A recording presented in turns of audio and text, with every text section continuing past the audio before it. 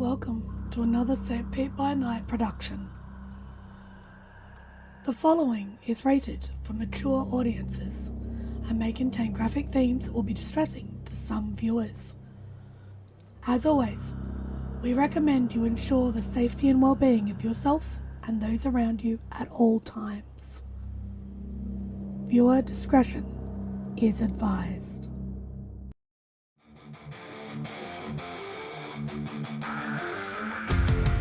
In the heart of night, we rise from shadows, howling at the moon, igniting our battles, cleansing Gaia of an endless fight, until our final days we will fight. Thanks, man, we stand united as one.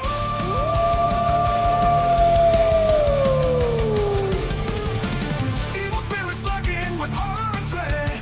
Little light leads us where the brave dare tread. Glory and honor, wisdom in our hand. Together we rise, take our final stand.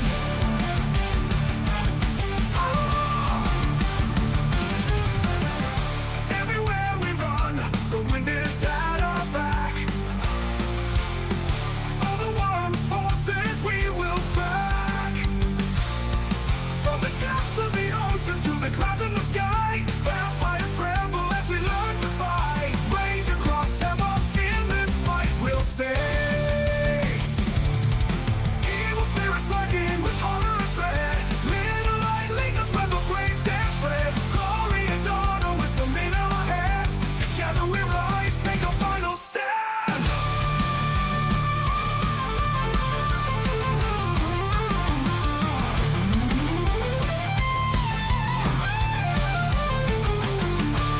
Rage across Tampa, in this fight we'll stay. Everywhere with the pack, let the night be our guide. In battles of honor, we shall never hide. Fuck will never hide.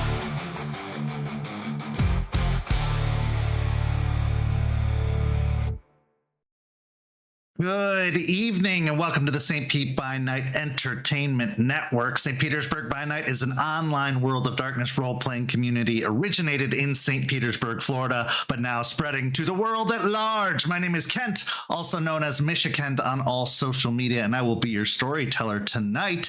And it's Tuesday night, and you know what that means. It's time for Rage Across Tampa, our Werewolf the Apocalypse 5th edition chronicle set in the city of Tampa, Florida, where the Sept of the Evening Star attempts to combat the forces of the worm, both physical and spiritual. But tonight, we will not just be sticking to the Tampa, Florida area, as a member of the pack, or at least a couple members of the pack, have begun the journey to Vermont. But we'll get to all of that in just a moment. Go follow St. Pete by Night on all of that social media you see listed down below. And if you like what you see, join the community by following that Discord link, where you could be one of over 150 members talking about the world of darkness, playing games, having a good time. So come join and support our amazing community. And while you're supporting things, why not support us on Ko-fi by signing up for a Ko-fi membership for as low as $5 a month, which you'll get all kinds of amazing behind the scenes material, including the Rosebud Thorns for all of the sessions of all of our programs, early access to artwork and sneak peeks of things that are coming up, discounts on our merch shop, and much, much more. So come support this program, this community, and this channel by signing up for a Ko-fi membership. Now, of course, I couldn't do this all by my lonesome. It would take a pretty amazing cast of characters and players to make that happen. So let's go ahead and introduce them now. Players, go ahead and say hi and introduce yourselves, if you please. Happy Cinco de Mayo, everybody. I'm Champ, Champagne, Tequila, whatever you want to imbibe in, and I will be playing Aspen Wise, Phyllodox of the Silverfangs. Hello, everyone. I'm Nori, and I'll be playing Jester Silvertongue, the Galliard of the Black Furies.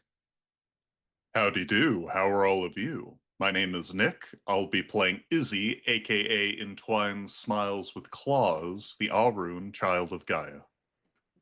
I don't know why, Nori, I would ever second guess that you would get the name right on the first try. So big ups to you. I thought maybe we'd have a slight faltering, but you got it right off the bat. Well, let's get everybody caught up to date and as to why Jester has this new name. Last week, we saw Aspen break the news to Jace that he was going to be in charge of the Sept in her absence, a thing that Jace wasn't exactly prepared for, nor is he completely confident that he's entirely up for the job. But Aspen reminded him that he does have allies in the waiting in the form of Eliza and Stakes and Izzy, all who have his back and will ensure his success. And all she instructed him to do was keep the ship steady. Don't go pursuing the vampires. Don't go pursuing Fenris. Defend, defend, defend.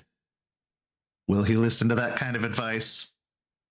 You'll have to check in after our 1 week break next week to see for yourselves.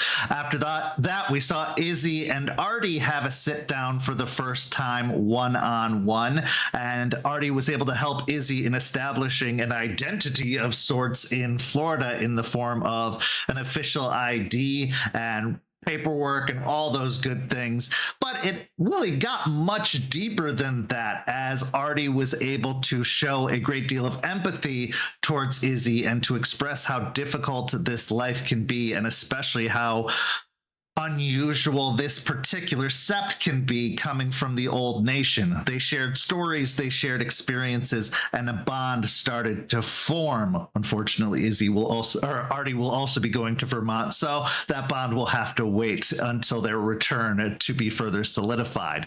We then saw Aspen and Jester take Larry to meet Gorgon, who had apparently claimed Larry after his first change, but they needed to see for themselves if he truly was a member of that tribe. Needless to say, Gorgon was in a foul mood after some recent events had put her in a spot, but being as bipolar as Gorgon can be, she switched it to a Kiki quickly enough after having some Q&A with Larry, and then proceeded to talk to Jester and Aspen about the current state of things and where things might be going, including talks of destiny and what all that possibly means or entails, as well as the inner workings of spirits and the inner politics that take place between patrons.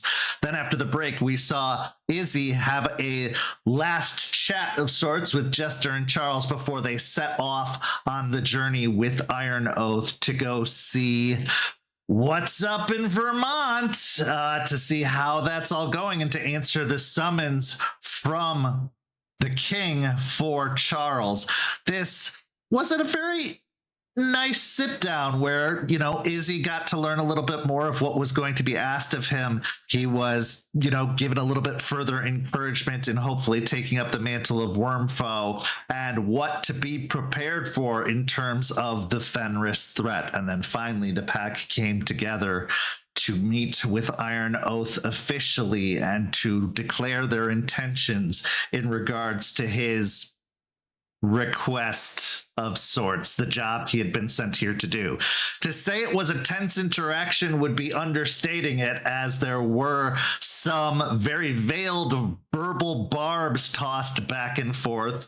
But eventually it was agreed upon, especially in front of the elder Anna Eyes of the Sea Pelfrey of the Ghost Council, that yes, they would return to visit the king, but they would be doing so as an entourage of sorts, as Jester would be going with Charles to be his strength, and that Aspen and Artie would be taking up the rear and following a few days behind as envoys from the new nation to potentially have some political talks with the North Country Protectorate, also known as the Sept of the North Country. Jester also received a new deed name from Anna Eyes of the Sea Palfrey, Jester Silvertongue, removing the malice and replacing it with charm and wit. But you can never truly be completely free of malice when you're a Black Fury. You'll just know when to use it appropriately, ? Anyway, let's get started with this week's story as the Sept leader and the newly named Wormfoe sit down for a final chat before Aspen herself prepares to head to Vermont.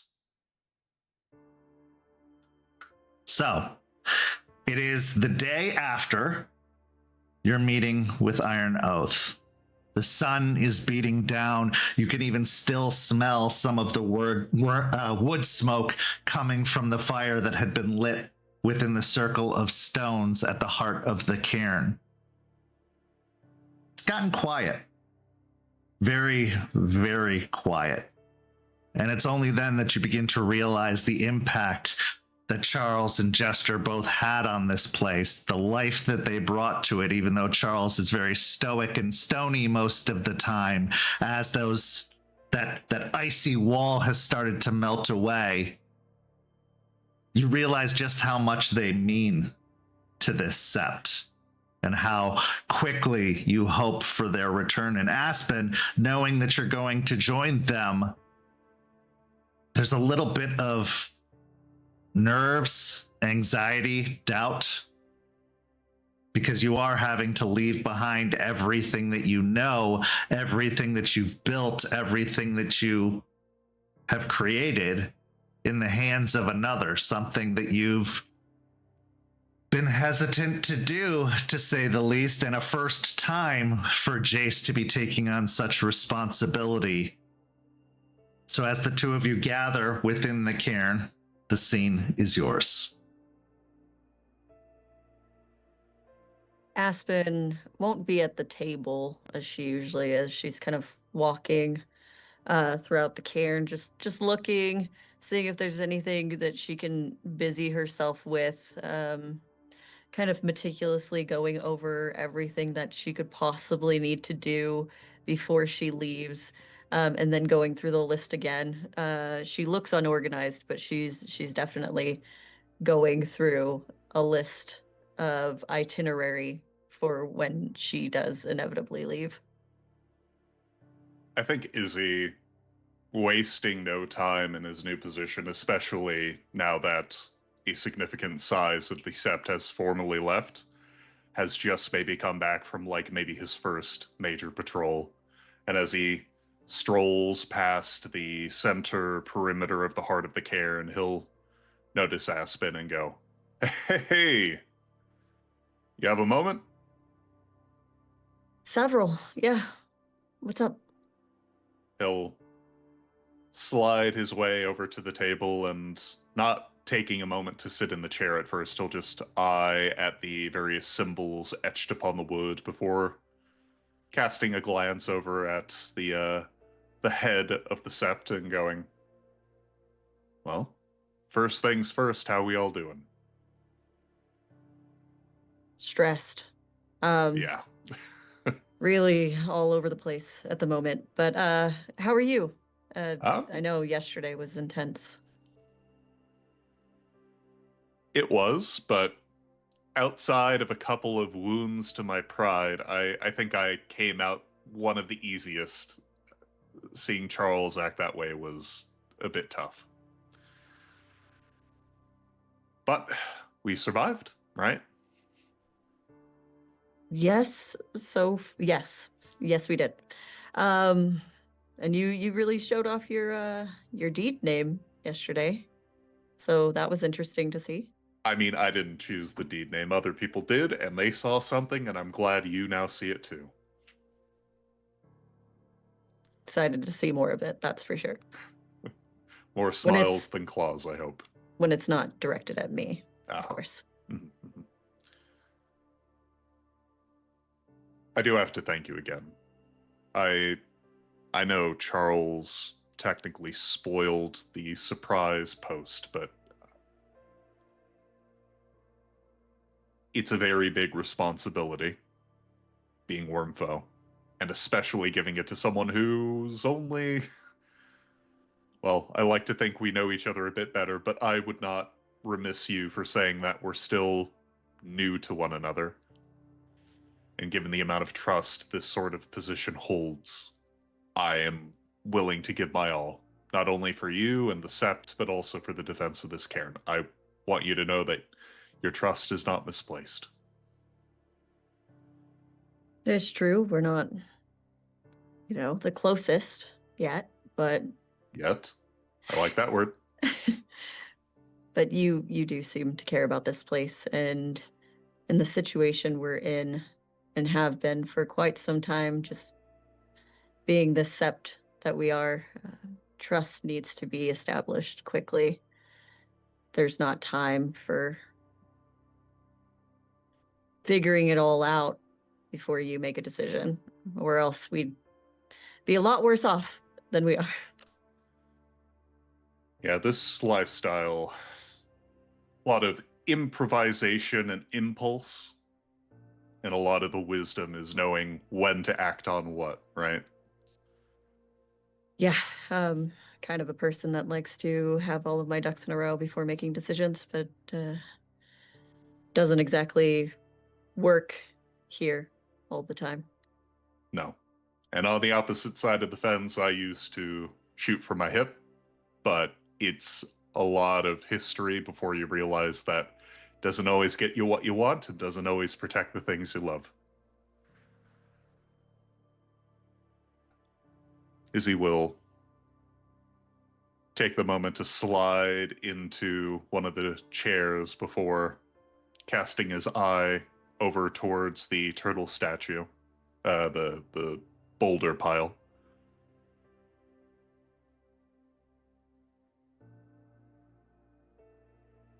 Do you mind if I speak to you, Arun, to Philodox? Of course. I have a bunch of questions. Some of it was addressed by Jester and Charles, mainly about who to call on for allies, who not to call on for allies.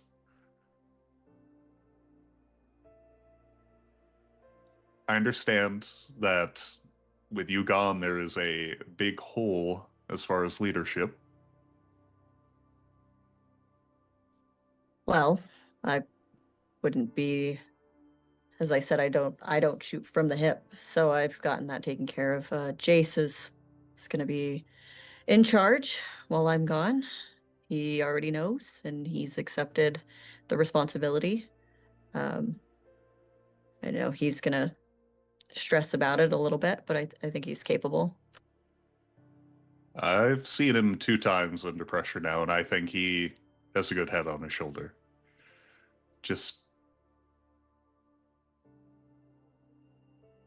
I'm afraid that he's kind of like me, in a way. A lot of baggage coming in.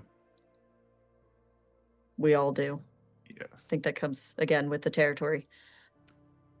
The kind of baggage that makes leadership difficult at times, I think is maybe a bit more specific.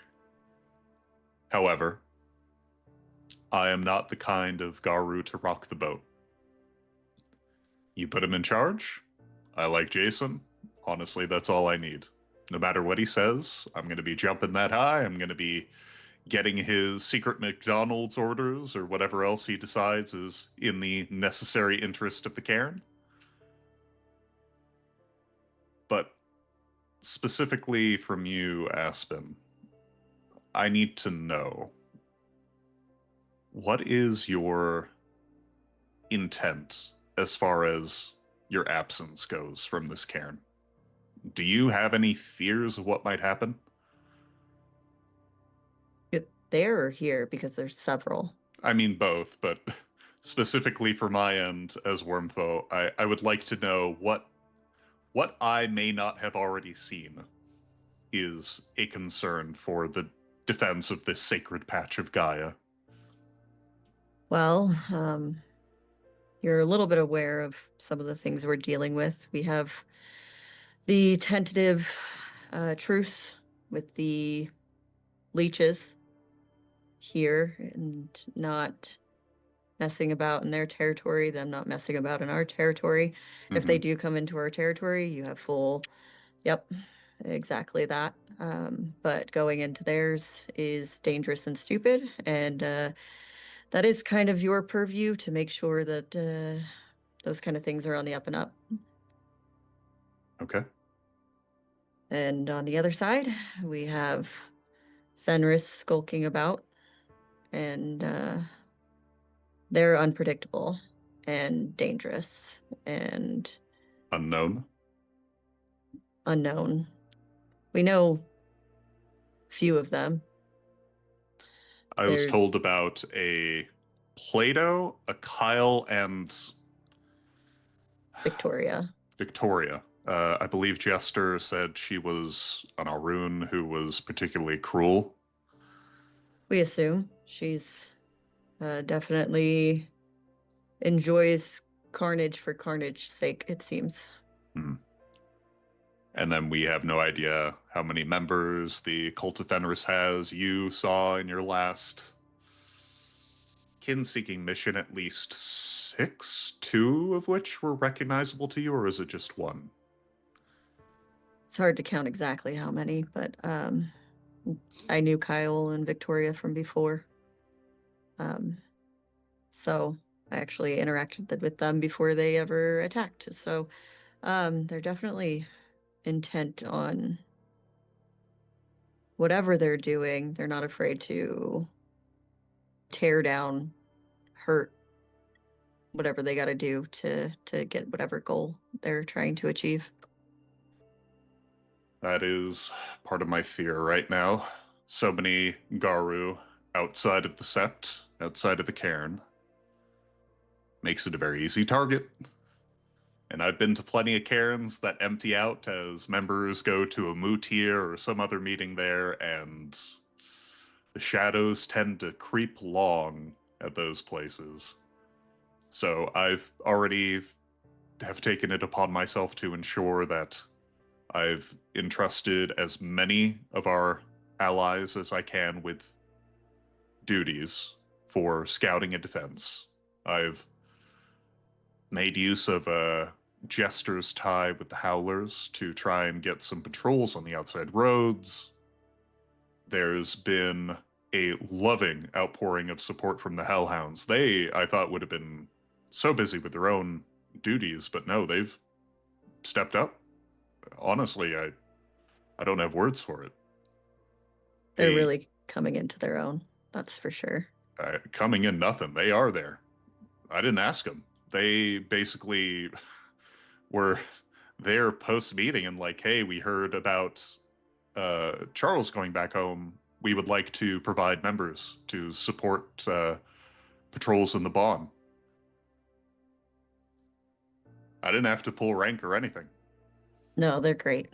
They understand the importance of all of this, especially But- Delphine. I just, even with everything coming together, beautiful unity. Unicorn would be very proud. I'm still nervous. I get it. Very nervous.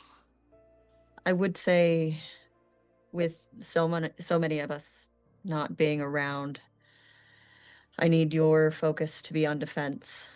There's not enough of us here to properly defend the cairn and also have other people out there. So just defend this place. I know we have Turtle and now we have you. So gives me a little solace. But I think if anything comes to our door, I think retaliation is unwise.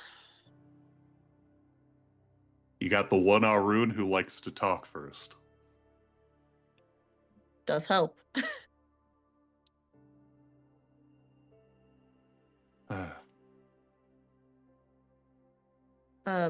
As far as other things to be aware of, we have our guest. Already said we should start calling them guest. Sounds nicer. I don't mean to. I mean, I understand they're a ghoul, right? The mind-controlled ones, the humans. Do they have a name? That would seem more apt, right? Instead of that one, the one in the cage.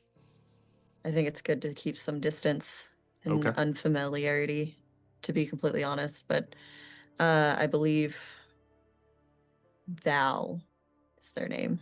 Val. Okay. So the prisoner.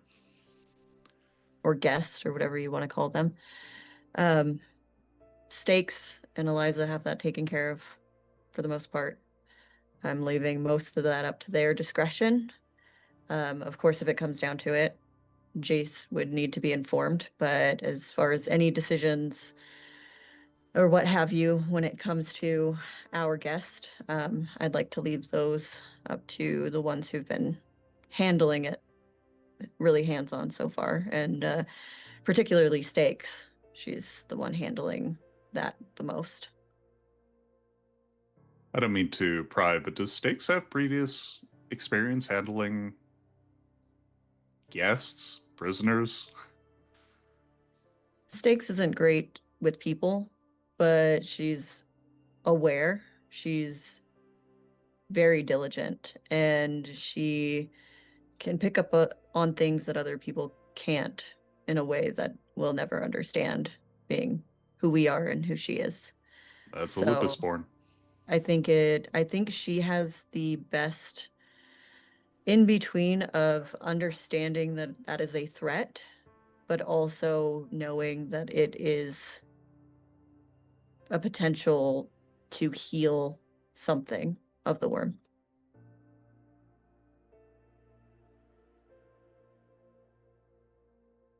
I respect Stakes fully, and I trust her,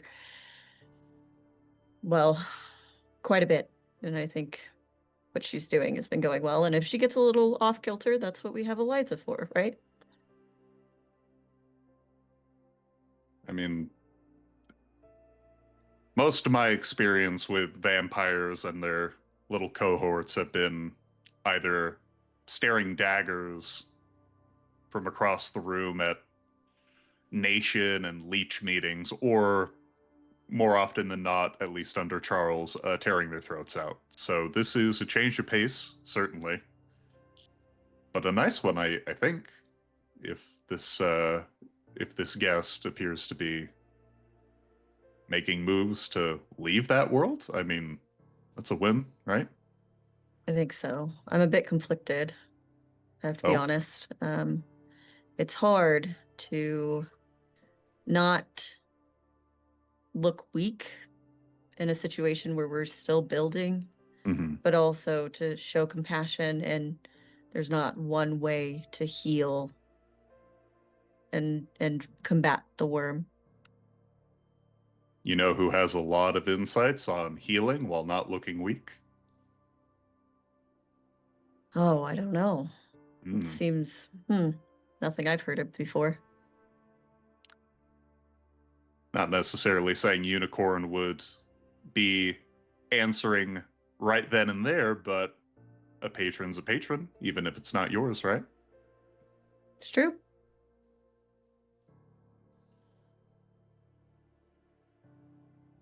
On that note, I want to say that given everything that's happening, I'm probably going to be living at the cairn until you come back.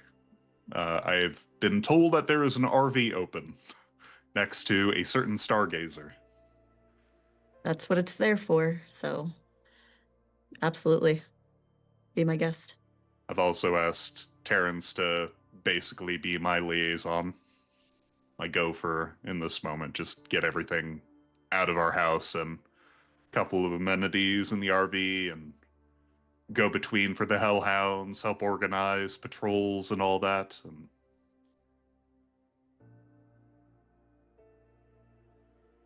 I don't know what's going to happen, but with all the plans we've laid out, I think we're in good hands. I think so. And you have Jace, you have Eliza, got Terrance, got Stakes. They've all got their own unique skills to help in whatever situation might come up. You also, I don't know what's going to be happening because of our guest. Any talks with the Ratkin you could leave to Jace. He's got a good rapport with them. The cousins were kind enough to play a prank on me on our first meeting, so I feel like even if I were to be nice and kind, they would think I would want to kill them, which is only 5% true. Well, then we will definitely leave it to Jace.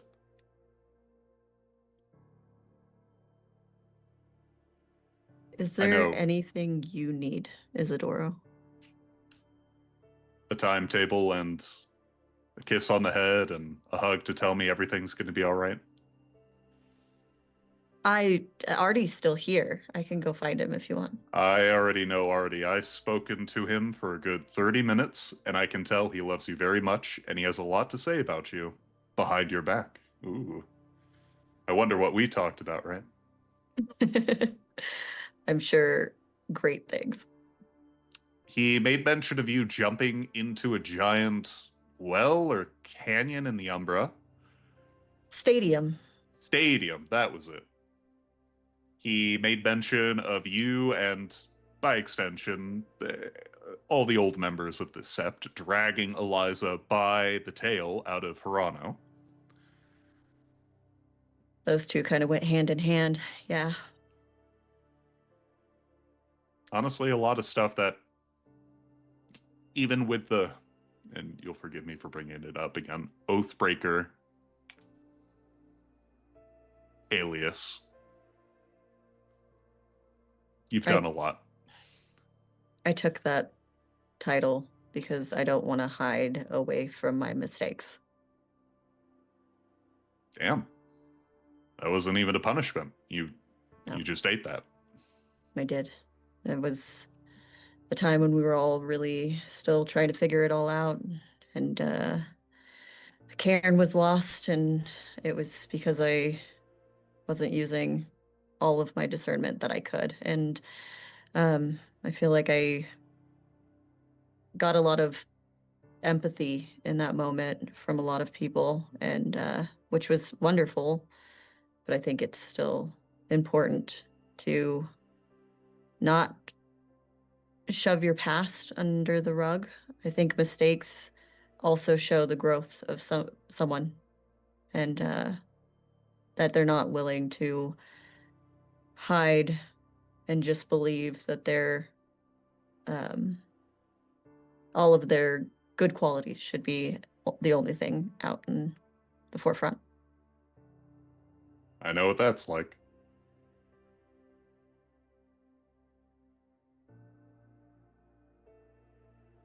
Given the trip, I asked Charles and, by extension, Jester, but they didn't know. Do you have any idea how long this is going to last? At what point should I start getting worried, and not just fretting every day like I am right now? Perfect world, we'd be gone a week, but it's politics and such heavy ideologies going up there. It could be longer. But with that, I always have my phone on me. I'll keep you guys updated, keep you guys in the loop as much as I can. And as I've said before, if things get iffy here, Jace has a way of getting in contact with me instantaneously if he needs to. And so that'll help, but I can't be for sure how long it's going to be, unfortunately. I guess in this moment I'll put all the pressure on Jason to decide when we should panic. That's his job. Yeah, it is his job to panic and stress and bear all of the responsibility. So you make sure he knows that too. Mm-hmm. I will be certain to remind him at every opportunity. Good. Well, as far as questions, that sort of takes care of a lot of the professional ones. Right. What do you want to talk about before you leave? Oh, well, you know what? You hear a lot of strange snippets of the past and just kind of go with the flow. Is there anything you want me to expound on? That is a good question. Artie made mention of meeting you. He also made mention of how did he put it? Well, maybe I'm putting words in his mouth. An unfortunate hairstyle and attire. True. I wouldn't call it unfortunate. He looked that way when, he pulled me, so, not too bad. Mm-hmm. Mm-hmm. Do you want to see it? Izzy will not even answer. He'll just lean real far. She'll pull out her phone and pull up several pictures of her and Artie before Artie left and show a couple of them. Holy shit, who's this twink? Excuse you. It's I don't my know this twink. man in the picture.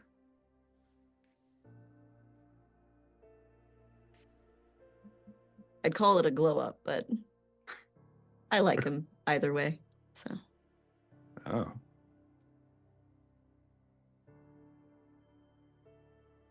Aspen, as you're sitting there having this conversation with Izzy, a slight movement out of the corner of your eye draws your gaze over towards the large rocky outcropping, where you can see not rocks, but turtle themselves just laid out upon the grass, their half-lidded eyes opened, watching intently. You get a strong sense of stability and calm coming from this large spiritual creature. You've seen a lot of patrons in the few years you've been a guru, and this one has just a different energy coming off of them. The spirits can often seem like busy bees milling about, but Turtle, there's a strange patience that comes off of him, like he's in no rush, has nowhere to be or anything to do. He truly is exemplifying that sturdiness that the earth provides, and seeing it, even just for a moment, provides a sense of relief, a knowledge that everything's going to be okay. There's nothing to panic about, nothing to worry about. And in this place that's been so calming, so peaceful since its incarnation, its awakening, feels even more so now with the return of Turtle, with the return of the patron responsible for the creation of such places. And you have a feeling that no matter how far you go on this planet of yours, you're never too far away from them.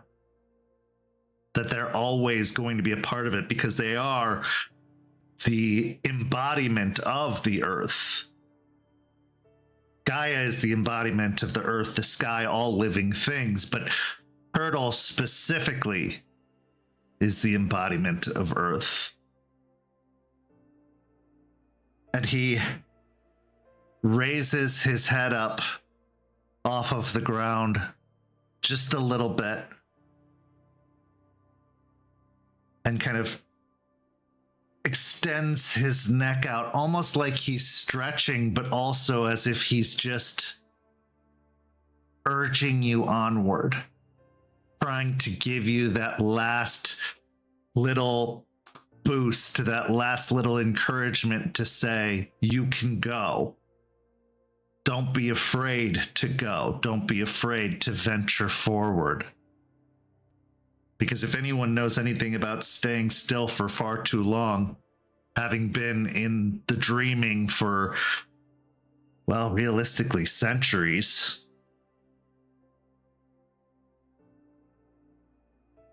it's him.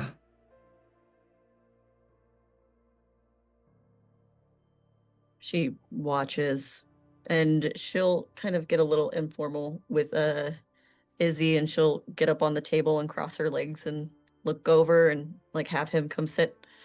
And she'll pop her head over to Turtle, like gesturing towards Turtle. Also, your other job is you're gonna need to get so much kale or lettuce. What do turtles like? What do you think? She'll smile over at Turtle. What do turtles like?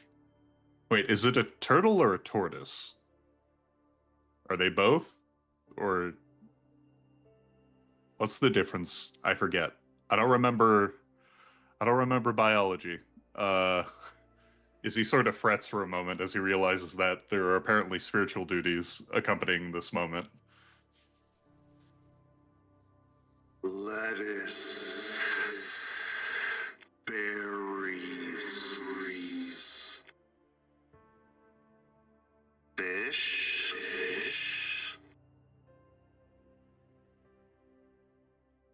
Okay. Izzy, you know how to fish? No, but I can learn. Does someone here know how to fish? You have market. Right. Well, I know, Turtle. I was just trying to get you the fresh stuff. I think I'm not picky. I know the grounds around here are particularly fertile in the way that cairns often are compared to the local environs, but is this area of Florida known for, like, fishing culture? Is that something I should look out for, Aspen? Absolutely. Okay. I don't know how I will catch them, but I will find a way. Aspen, you can't count the times where you've been out for a drive with Artie and going even over an overpass across a river. There'll be people just on the side of the overpass with fishing poles and buckets. There's actually such a demand for it that many of the restaurants that serve fresh caught fish will buy from these fishermen, to the point that some have made a career out of it and not just a hobby. And not talking deep sea fishers on boats, just typical people with a bucket, a rod, and a dream. And yeah, the fishing culture is very strong, especially in this area. A little bit more so across the bridge in the Pinellas County, St. Pete area, but even here, people will head out in that direction and take advantage of what can be had. Well, you can learn, when you're not busy with all of your wormfoe duties and patrolling. I heard it's very relaxing. I've never really had that much time for that particular branch of recreation. Usually it's a hunt, at which point satisfying the wolf end. And if it's a me end, I just sit quietly and ponder the wonders of Gaia and all that So fishing requires partners usually, right? Or is that a do it by yourself thing? I mean, I honestly you don't know. You can, Isidoro, but you could also completely fish solo. It's like one of those tranquil, almost meditative things some people find relaxing, as I said. Okay. I don't know why I'm having such a hang up on this. I think we should move on. I think so too. We'll Okay. get into logistics when I come back. Agaru fishing, okay. But should probably get to know him, and she'll look over at Turtle. Thank you, Turtle, for being here.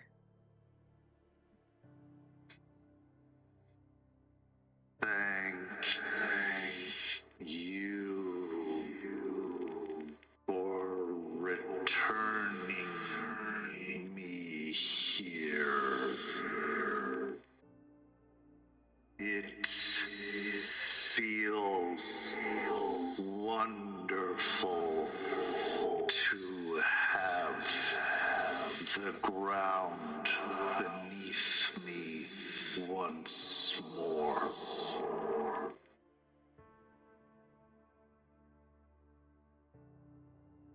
Don't forget,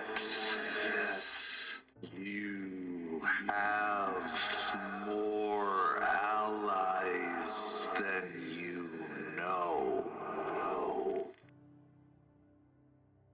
This place will do what it must to protect itself and the Guru. Look to the spirits for aid.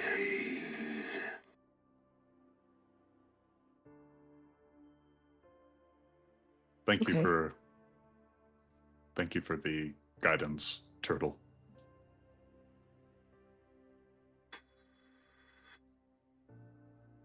The spirits are not completely disinterested or oblivious to what is happening.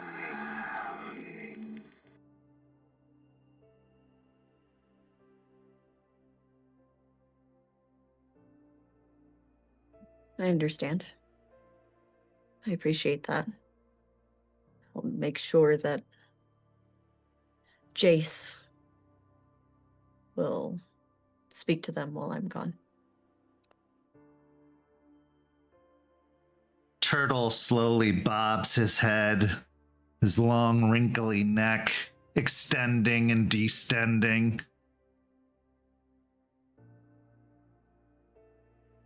As the two of you return to lighter conversation, maybe sharing a few stories or anecdotes, before saying eventually your goodbyes as you prepare to make your journey north. What's going through your minds after this conversation, not just with each other, but with the patron spirit of Turtle as well? Aspen, we'll start with you and then Izzy. Talking to Izzy is a bit of a breath of fresh air, because so many times that they've spoke, it's kind of been logistics or meetings or things like that. But he seems to be coming in with a different air of a lighter air these days. And it's nice seeing that and seeing someone relax here. It's also a little anxiety riddening, because as much as he obviously can help and wants to help, he is new. So did I give him all the information? Is Jace going to give him enough information? What have I missed? What can Jace fill in as far as holes go while I'm gone? And then there's the terrible, terrible feeling of, if he's here and something goes bad and we lose another one? How do I justify that? But leaving that all aside, that would be a bigger part of things. But seeing Turtle makes that a little bit lighter, knowing that they're here giving reassurance and showing that they care about this place and want it to thrive and want to help, does quell those fears a fair amount. They're still there, but not as strong as they would be. And Izzy? I think in a strange mimicry, the former pack leader side of Izzy is fielding like 90% of the same questions that Aspen is. Do I know enough? The trust isn't there. Maybe we should have had more time to bond. Is the necessary training going to... And the list goes on. And yet, where it diverges into Izzy's own is a casual happiness. He's obviously still, like, dreading. Like, the position is not enviable at this time, but honestly, he's probably been in more strenuous situations, more deadly situations from the outset. So it is more like a simmering discomfort. And he feels like, as far as Garu life goes, that's pretty good. And even as he thinks about what could go wrong or what might go wrong, he also feels bulwarked, reinforced, especially after Aspen gave her thumbs up, chatted with him about things that are not relevant to their duties. A sort of like way to smooth over a lot of that tension, because if it was just business, it would have been the only thing he thought of. But now he's thinking about, already looked so different. I'm going to hound him for days. And this and that detail with whatever other photos Aspen decided to share. And then the cream on top, outside of the interpersonal, is the spiritual, with Turtle's message that you're not alone.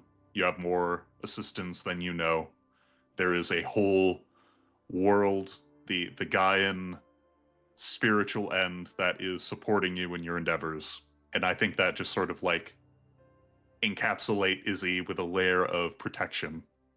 Should bad news be sure to arrive after the scene ends. Fear is a terrible and also simultaneously wonderful thing, because it's our instincts, our bodies telling us danger is afoot. You must be alert. You must be prepared. Fear and paranoia often get interspersed or intertwined, but they actually are two very separate things. Because fear can be immediate, like an icy stab to the chest. Paranoia is almost like a reverberating after effect brought on by trauma or things that you were once afraid of. It can be wonderful because it can help us survive, but it can be terrible because it can affect our judgment, our ability to think clearly, our ability to choose the right course, or even to act. Frozen with fear isn't just a statement, it's a way of being when you're truly, truly terrified. The concern these two Guru have for this cairn, for this sept, for this fight, is to be expected. And if it wasn't there, then it would be truly a tool missing from their toolbox, a disadvantage in what's to come. Because things, whether they know it or not, are going to get very, very scary. But not today. We now transition to our next scene where 3 Guru have been running all day and through a good majority of the night on their way north.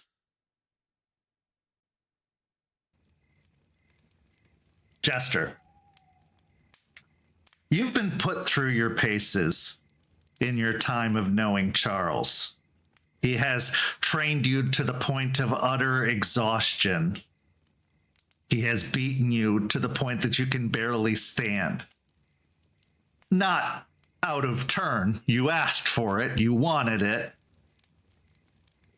When I tell you that the hard run that you've been on makes all of that pale in comparison, you start to understand where it came from. That being said, I'd like you to roll a stamina and athletics for me to see just how well you kept up and how you're feeling now that you have made camp in the late evening and into the early hours of the morning. 2 questions. 1, what is my rage at? I would say comfortably you're at a 2, although you are probably bordering on a 3, considering how you've never been treated this way, never been forced to do something of this magnitude. Even by Ravenclaw, I mean, she put you through it too, but running for the several hundred miles you've traversed, not even several hundred, probably about 200 or 300 miles, which is a lot further than any wolf usually traverses in a day. That's bound to make someone a little bit irritated, but we'll say 2 for now. Okay. And 2, do I get my favor on this roll? I'll say yes. Yeah. Okay. Since you are trying to show that you can hang with these prestigious and strong silver fangs, I think there's something to be said for it. I mean, there's that, but also I'm running on spite itself. There's I'm yes, not gonna there's be the weak spite. in front of him.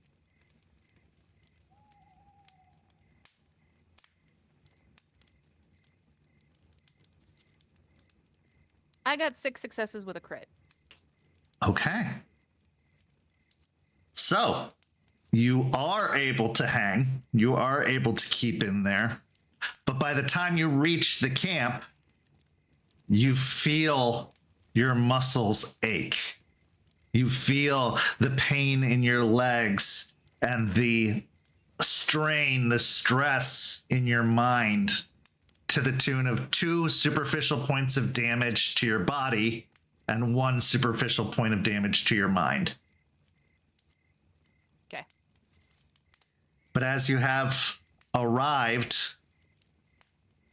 Iron Oath has gone off to hunt, and Charles has prepared a campsite with a nice burning campfire near a clearly abandoned, hollowed out den where you are likely to actually sleep through the day, most likely in lupus form.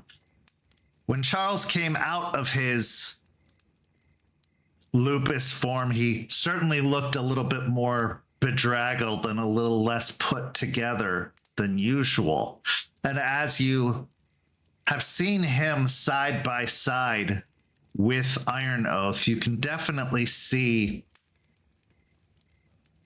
a contrast that you didn't expect. Because of all of the things they have in common, one of the things that they don't is their choice of wardrobe. Iron Oath wears hand-woven tunics and overcoats of wool and breeches going down to boots, whereas Charles wears a suit. And you start to notice perhaps the choice to wear a suit was in itself an act of rebellion against his upbringing. something to be possibly looked into a little bit more once you arrive at the sept. But as another log is thrown on the campfire, Charles comes and sits beside you and says, "How are you feeling?" At this point, I had shifted into Hamid and kind of just sank to the ground near the fire and am like have my head kind of between my knees, just trying to breathe. He reaches over and grabs what looks to be a large plastic water bottle and passes it over to you. Drink slowly or else it's coming right back up. I'll shoot him a half-hearted glare as I take it and sip.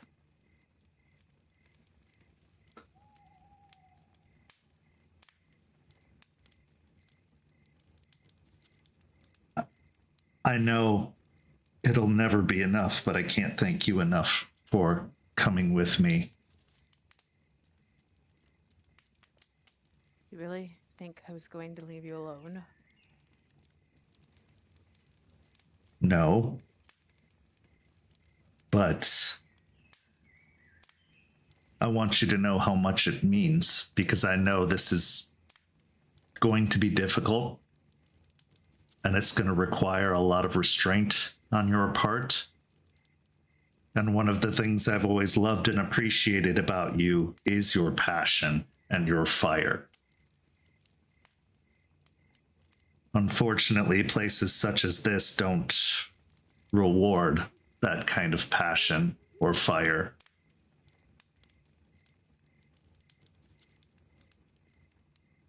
Charles, this isn't the first time my passion and fire hasn't been rewarded in this situation.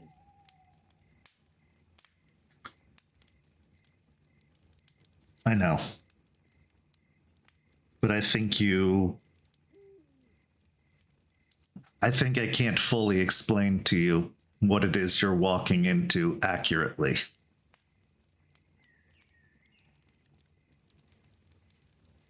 Can you give me some heads up?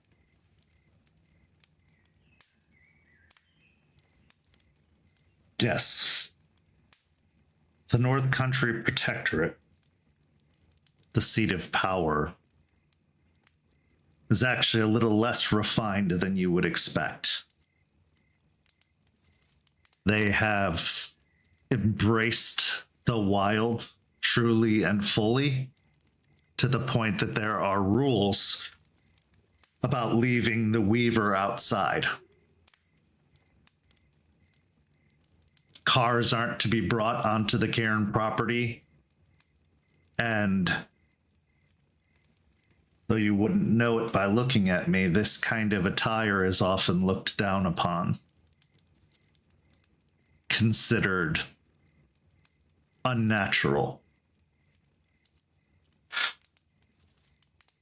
They put so much faith in the wild, in fact, that my grandfather's throne is carved into a still living great tree that grows in the back of the property.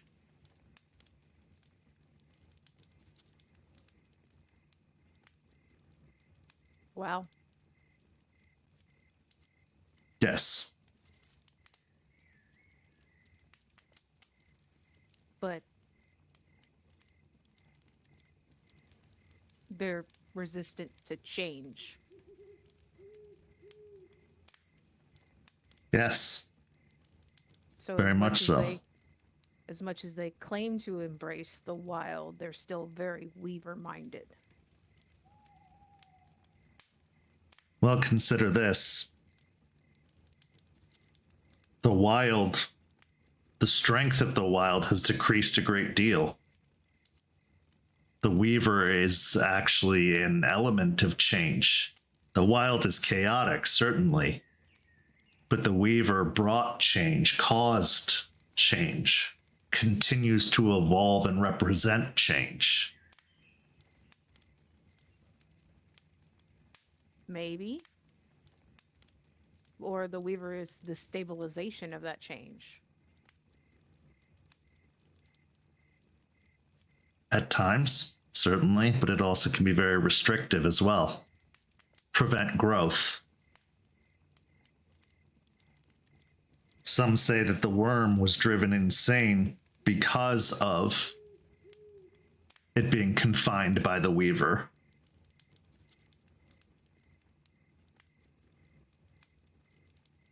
Right. Putting things in stasis, locking them up, setting order to everything. Yes. That's usually change resistant.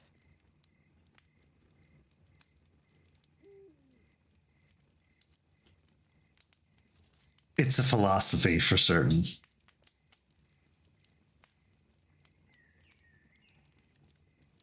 The way they have lived has kept them out of touch.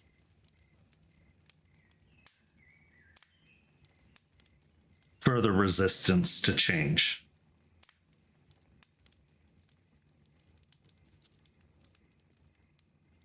You will meet many within the court who I at one time considered to be my family and still do to some regard. You have cousins? Not in the traditional sense, no. Okay. But in the way that all Garou are related in some form, yes. Especially within a tribe, and a tribe like the Silver Fangs, lineages are important. Yeah.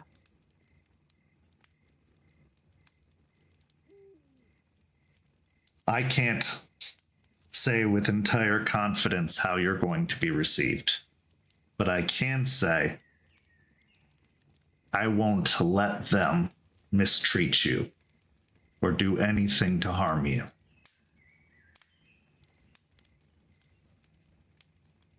What about them mistreating you?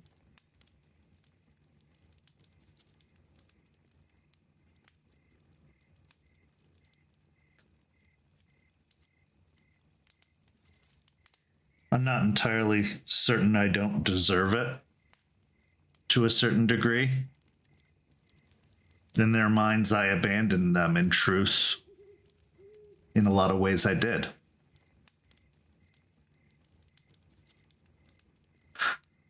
They are going to say and do things that you won't necessarily approve of. And while some might be amenable to a debate or a discussion, others will hear nothing of it. This isn't your home. This isn't your territory. This isn't like last night with Iron Oath at the cairn. You don't have the advantage or the numbers here. I'm not saying any of this to silence you, anything but. Just to warn you to carefully determine who you're dealing with.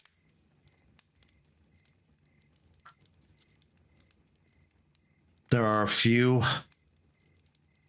that I can tell you about, and a few that I might not know myself, as I've been away for so long, and I don't know how things have changed in my absence. But immediately, one that I can tell you of is Seraphine Dulac. She is the voice of the Sept, so to speak. She comes from House Austere Howell. She is a Galliard. Something that you could potentially relate to her on.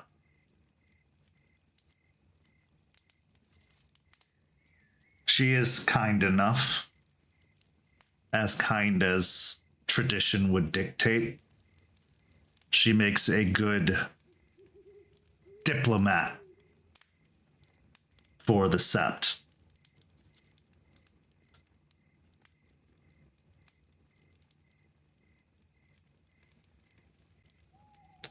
Her kindness and outgoing nature may surprise you, but do not take that for granted. Is it real?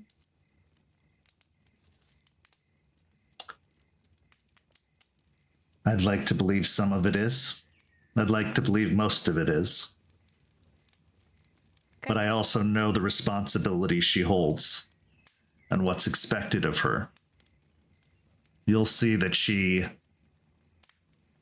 doesn't exactly fit the expected mold of the Silver Fangs that you have come to know. Thus, she has to work doubly hard to be accepted and understood. So she's more like Aspen? In a way, Okay.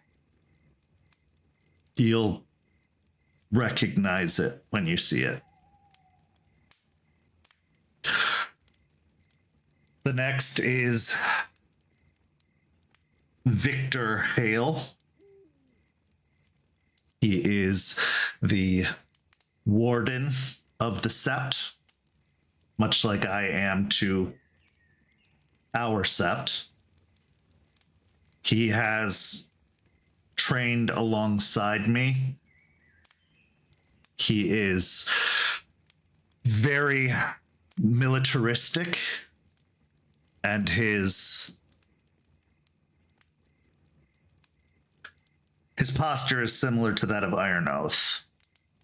He doesn't need to threaten with words. He is the threat in his very existence, Much like you were. much like I was. Okay. Would I be able to hit him?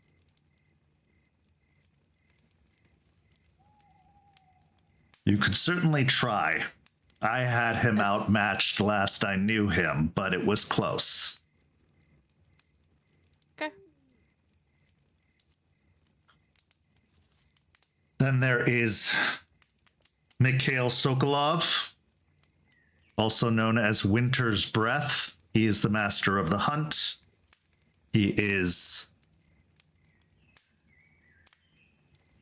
very lean and somewhat unpredictable, as one might expect from a Ragabash.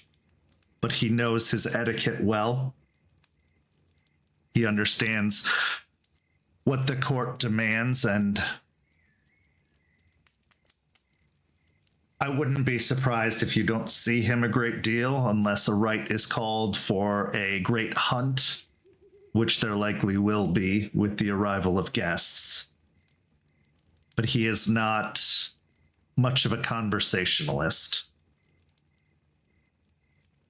So you may have to try pretty difficult to, or try pretty hard to get him talking.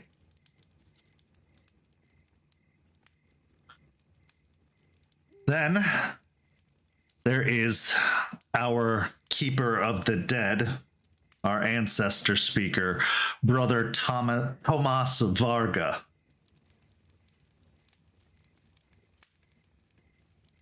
He is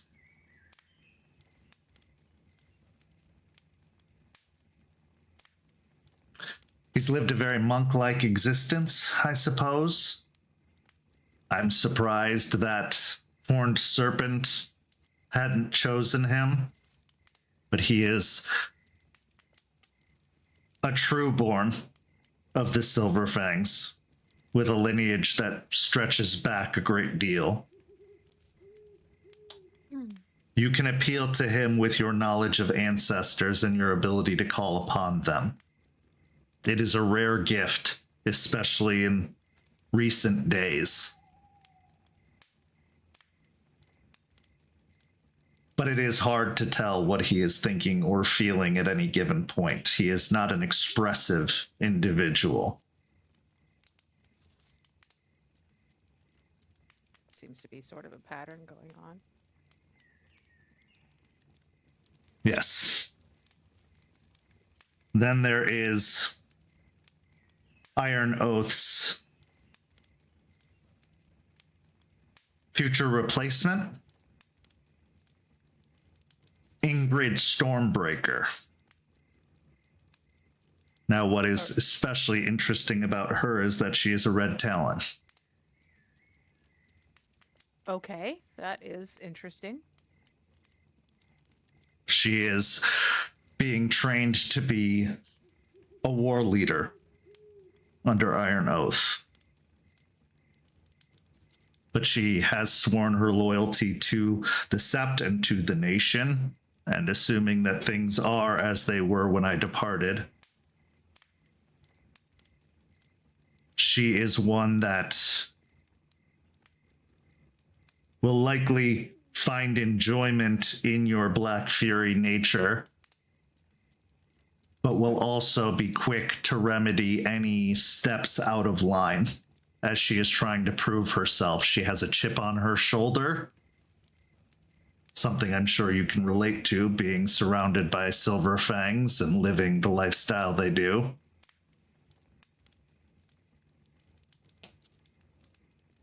She is almost like an Amazonian of a woman.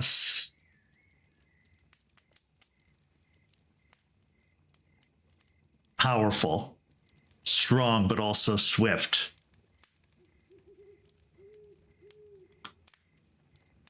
Then there is Elias Rook, the kin liaison. He is a Ghislaine, accepted amongst the house as he comes from Silver Fang stock, I suppose, from a lineage, though he was not gifted the ability to change. He is still highly respected amongst the court, as he has helped organize and commune with the Ghislaine and kin for some time. Okay. He has often been a first point of contact for kin seekers, making contact with the kin before the kin seeker actually makes their approach. Interesting. I didn't know if there would be anybody notable that was Ghislaine. I don't know how Ghislaine are treated.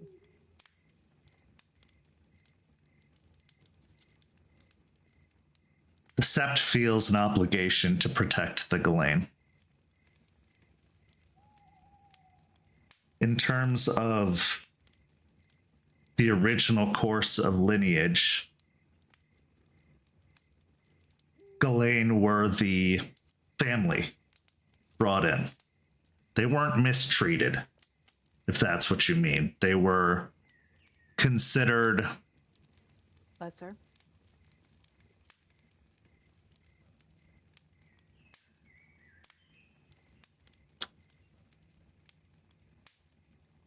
in need of protection. They have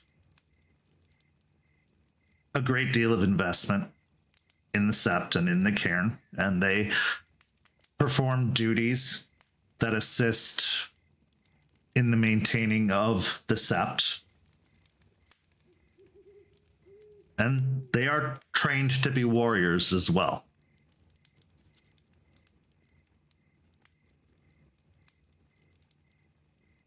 But lesser, I suppose, is a matter of perspective. They are respected. They are not mistreated.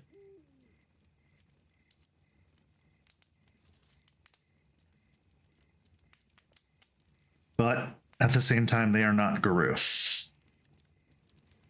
And that does provide a certain amount of separation. Right. I get part of that. And you're built your Silver Fang, so hierarchy is obviously a thing. Not to mention They're not- tradition. If they're not mistreated, at least there's that. No. Hostility towards the Ghislaine is unacceptable in the court. At least openly. There have been brash guru in the past. Arrogant, cocky, forthright. But often they have been put in their place over time for that arrogance.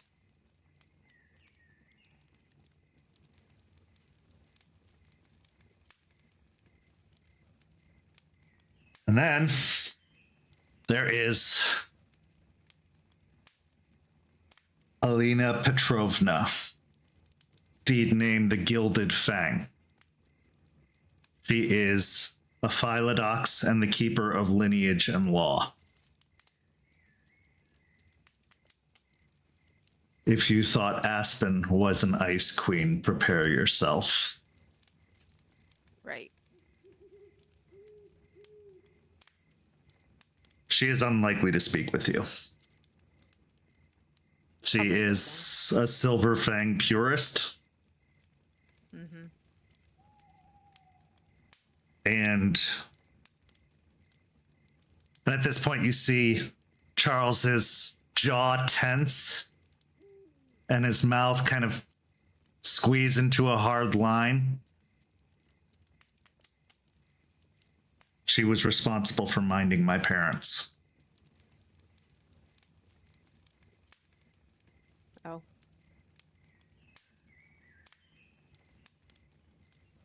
We'll take his hand.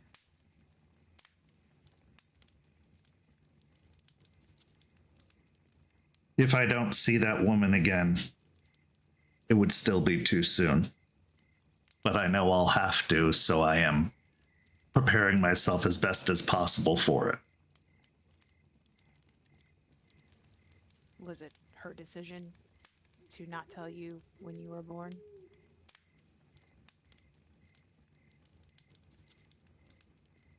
I can't say for certain, but I wouldn't be surprised if she had a stake in it.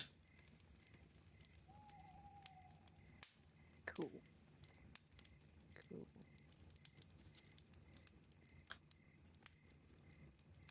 There are others, and we have several more days of travel to speak on it before we arrive. I have no doubt Iron Oath is going to take advantage of our resting time to be alone. He's not one for a great deal of company.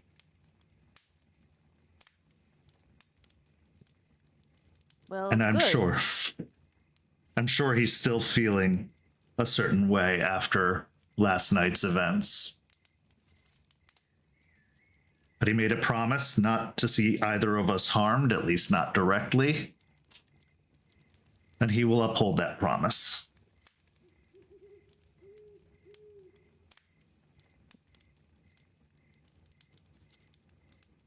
Then I guess we have a week to worry less, I suppose. Or a few days when we get there. I'm gonna look a mess. At first. But another thing you should know about the Sept is that they do honor hospitality and take it very seriously. So I have no doubt when we arrive, you will have clothes provided for you. Not exactly in your particular style, but something to wear at least. I mean, I guess you didn't see me before everything happened with Ryder. I was full out, like, hippie, bohemian, handmade clothes as much as I could get. It will be similar, but likely more filigreed and drab. Okay. Cool. So,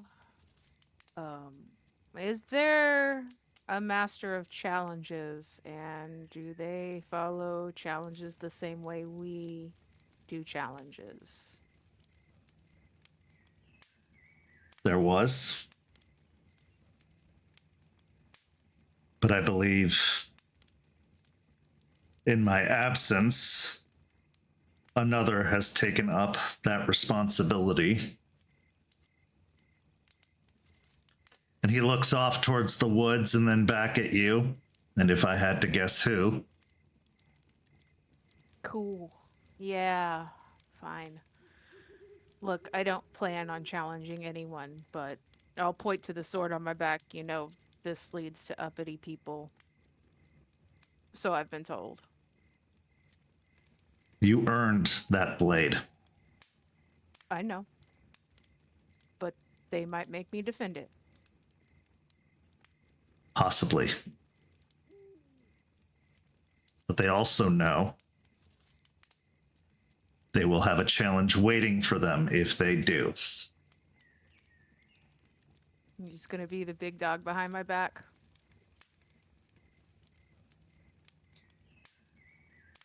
You're coming into my house now.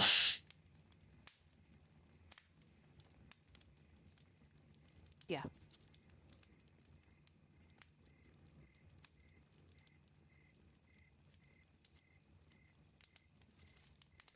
But yes, they do for the most part accept challenges the way we do, with a very important exception. If a leader makes a challenge, they also get to dictate the terms as an elder. Oh. Fun. It is the traditional way.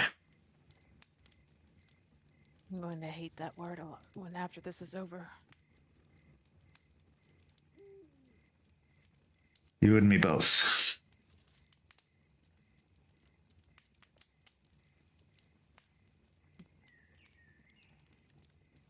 I'm gonna fiddle with the bracelet on my wrist for a moment, then I'll be like, hey, I realized something.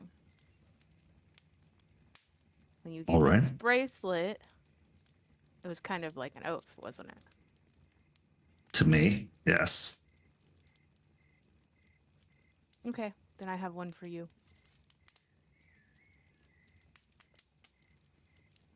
He gets a bemused look on his face, which doesn't seem like much to anyone who doesn't know Charles, other than a light eye raise or eyebrow raise. But to you, you know he is amused by this. Mm-hmm. Be careful if you make an oath around Victor Iron Oath Volkov. He will make sure that you keep it. I intend to keep this one. Charles Arbrecht, you may not be my first love, but you are my last love, and that is way more important. Because we're in this together, whatever this twisted life throws at us. And I swear I will have your back. 100%. And even if we're separated by politics, pack business, or whatever else, I will find my way home to you, because you are my home.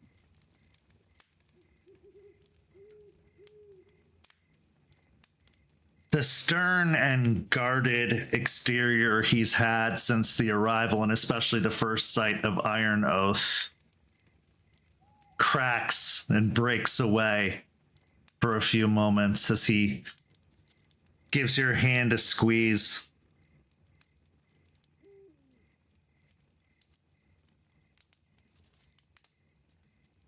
There is no one like you.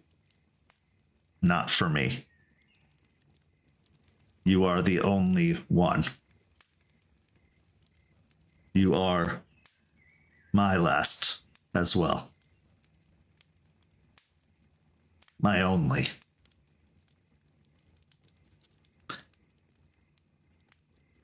He then clears his throat and straightens up his posture. I, Charles Albrecht, accept your oath on behalf of the North Country Protectorate, the Silver Fangs, and the Guru Nation. Good. And I accept yours, obviously. Obviously. And he leans in, wrapping hand, entwining his fingers in your hair, but also bracing around the back of your neck as he leans in and gives you a kiss. Deep, passionate, but also emboldening. More for himself than for you. And as that moment hangs,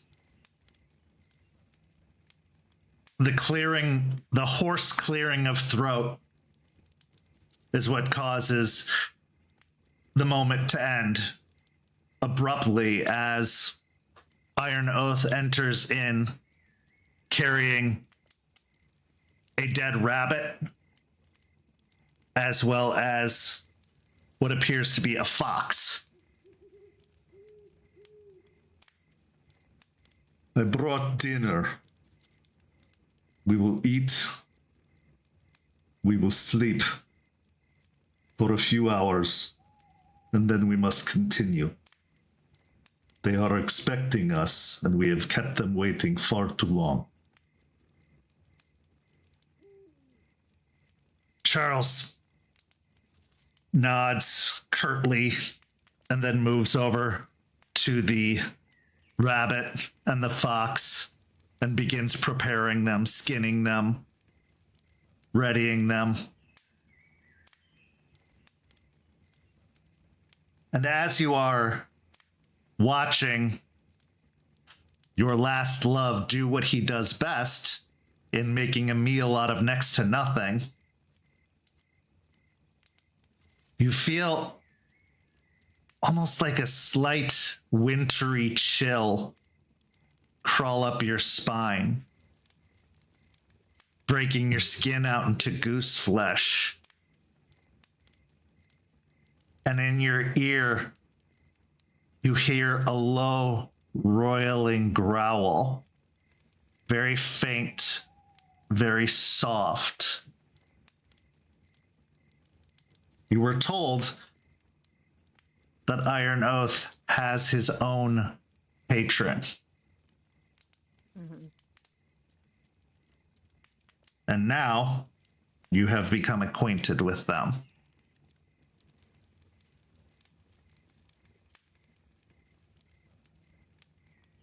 This is where we'll take our break. We'll be back in just a few minutes with the second half of tonight's story.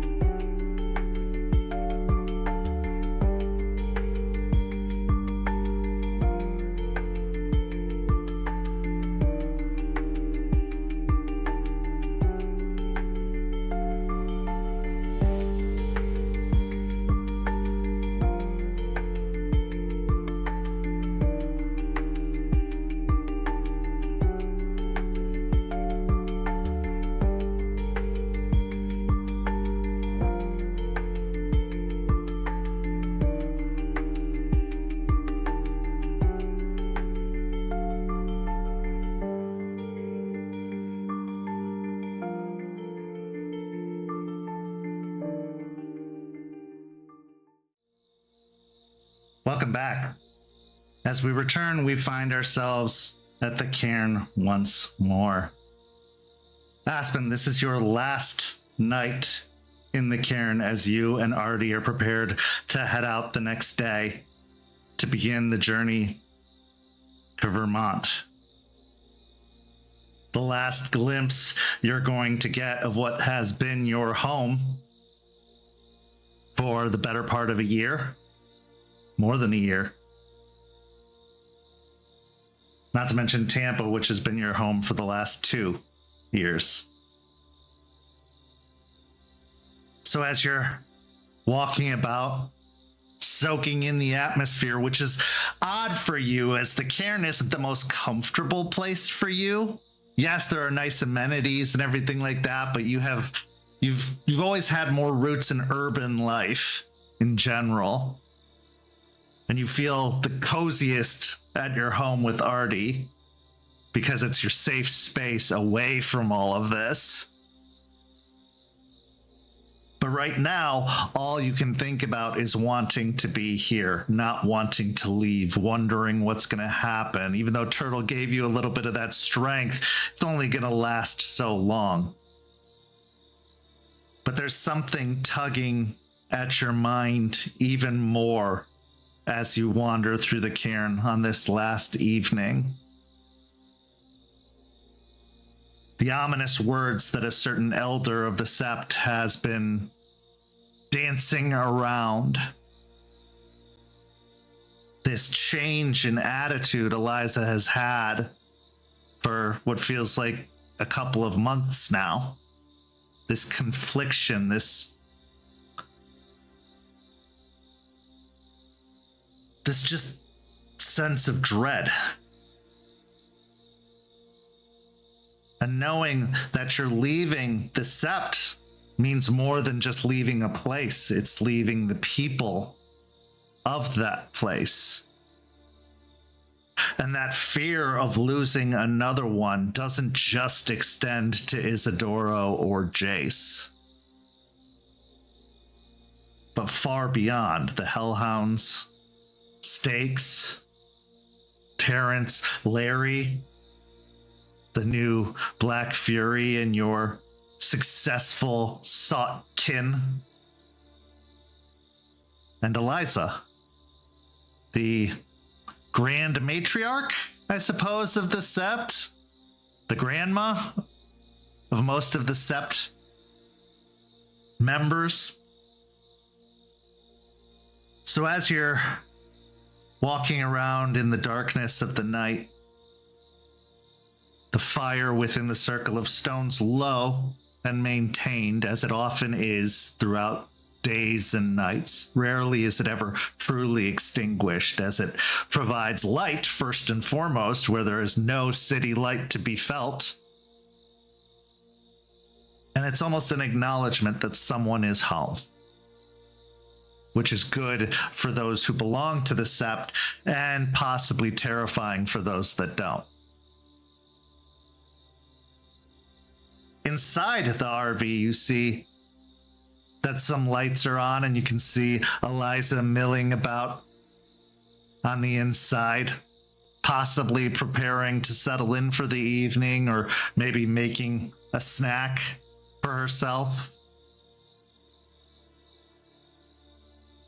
As she emerges from the RV, plates in hand, she looks up as like, "Oh, Aspen, I wasn't expecting you. You haven't left yet?" Very soon. Very soon. Just, packing what I've need. That's a lie. I've been packed since I knew I was leaving. But, I packed Jester some things, and Charles, I'm sure he doesn't need much, but just in case. You have nothing to worry about, darling. Everything's gonna be fine, and we'll be here waiting for you, waiting to hear all the stories of those stuck-up silver fangs and how much not like them you are. You have nothing to worry about. Telling me not to worry is like telling water not to be wet. I understand that. Your sense of obligation and responsibility. But you need to worry less. Not at all. I'm not going to be like Charles and tell you that you don't have to worry, because you do. You're always going to have a little bit of fret in your step. You've built a sturdy foundation here, and you should be very proud of it. And it's not going anywhere anytime soon. The things this sept has done are considered impossible in Guru culture. The returning of not just one, but two patrons believed to be extinct or gone.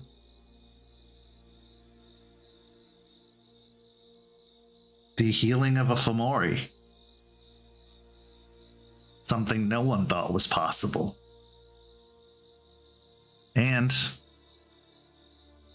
you found a tear of Gaia for a sad old woman who couldn't come to terms with everything that had happened to her. So you should be very, very proud and very confident in this place, knowing it'll be here. It will.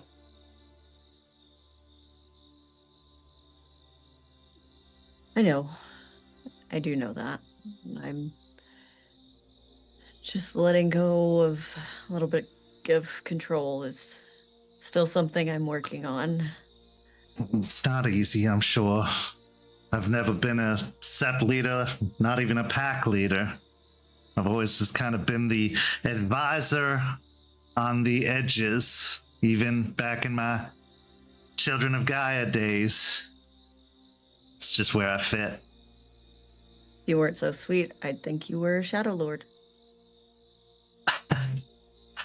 I've been called worse.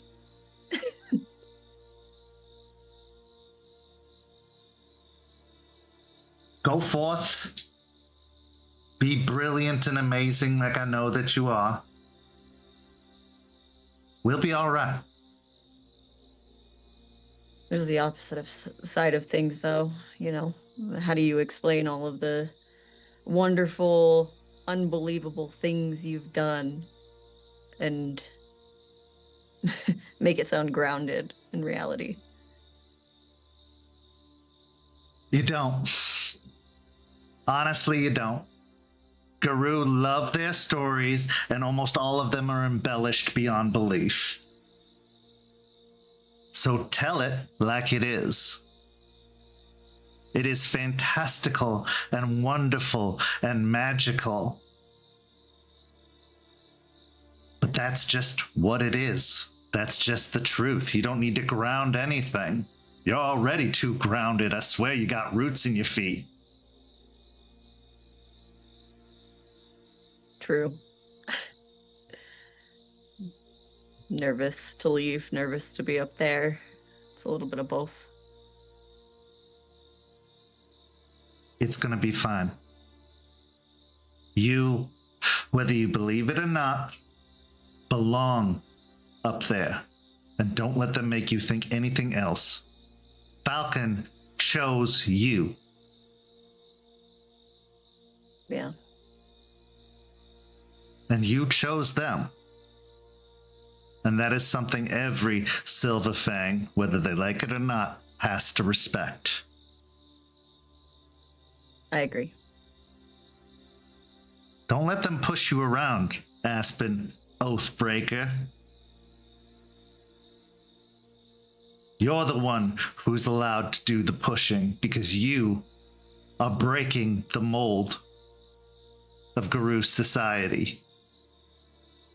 And they can either get on board or get the hell out of the way. I like that perspective. I'll work on it. I'll really, put on my lawyer masks for all of it. Well, don't forget to mind your P's and Q's, because knowing that you got Jester up there with you, I'm pretty sure you're going to have to work doubly hard for both of you. She wasn't named Silver Tongue for nothing. She's learned a thing or two. She's silver-tongued with those that she wants to be, barb-tongued with those she doesn't. And she's got a withering glare like I've never seen, and I've got a good grandma stare down. It's true.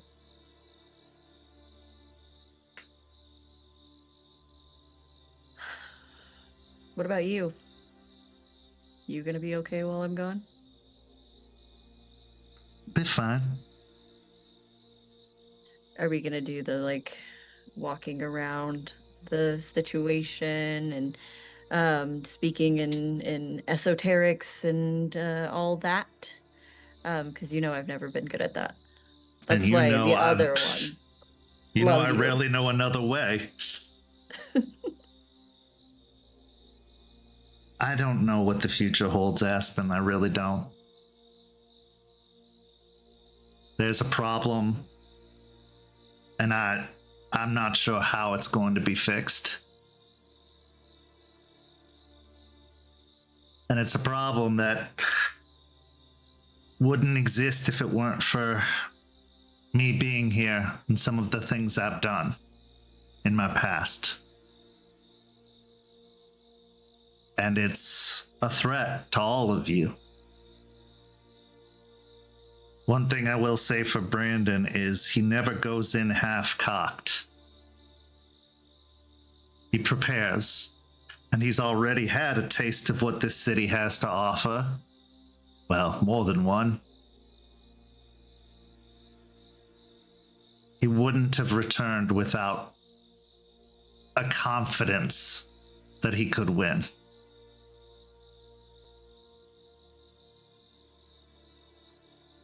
And after what happened to you and that poor young boy, I worry that the threat is a lot worse than even I can imagine.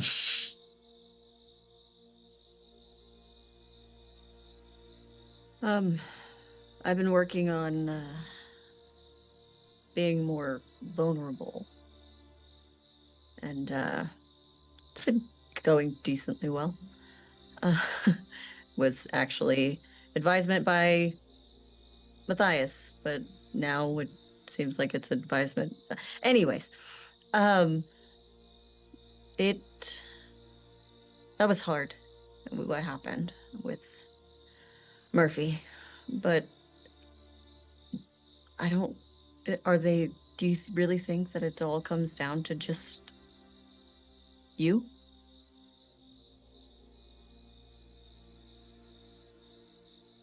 On the surface, no.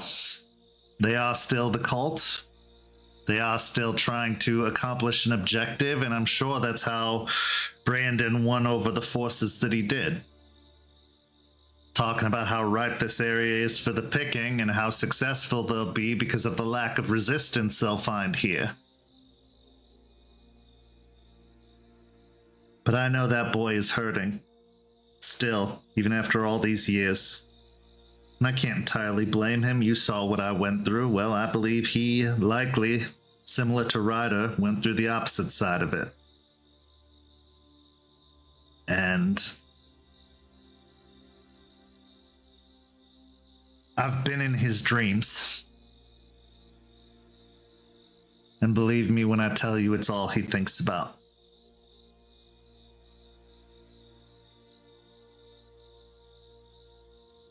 You communicated with him? I have.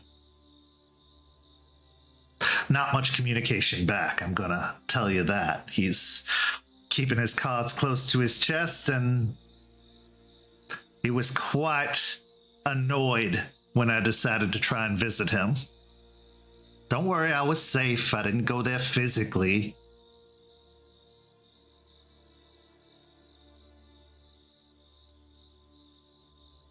But he still thinks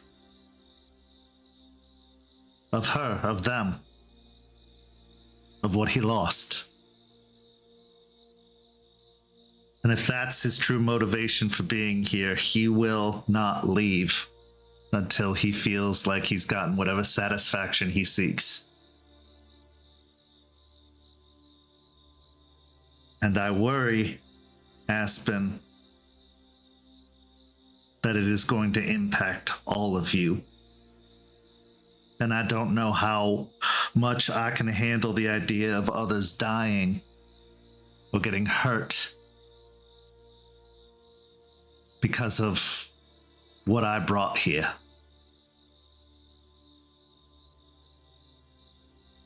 I know that feeling.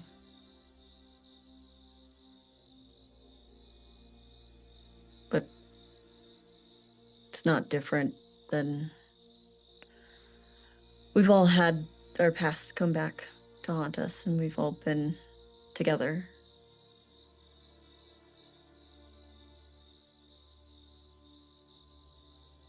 Did any of your pasts bring a literal army with them? Bent on no holds barred destruction in the name of Gaia? Maybe not exactly. I know it's a lot, and it's big, and it's something that we have to take care of at some point. I know that.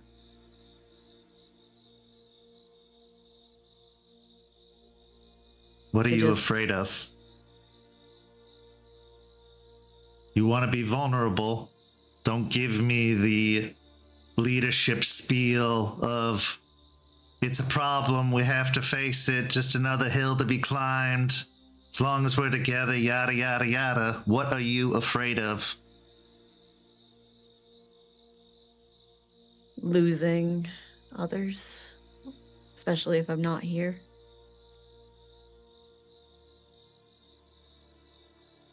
I understand that. But one day it's gonna happen.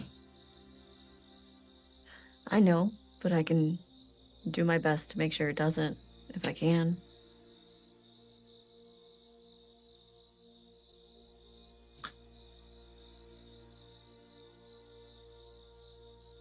You should always try. But what's more important is that you shouldn't punish yourself when you fail. It's insurmountable odds that you're facing in trying to save everyone and protect everyone. Isn't that what you're doing, Eliza?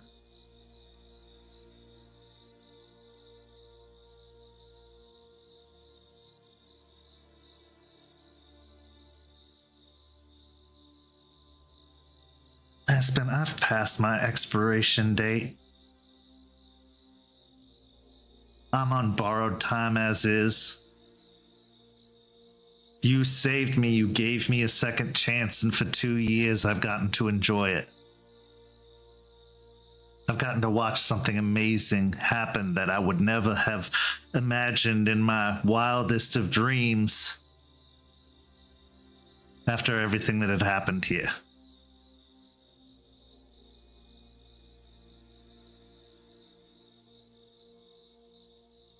If I can stop what they're trying to do, if I can stop them from killing another kin, or Gaia forbid, any of you who still have so much to offer to this fight, shouldn't I do it?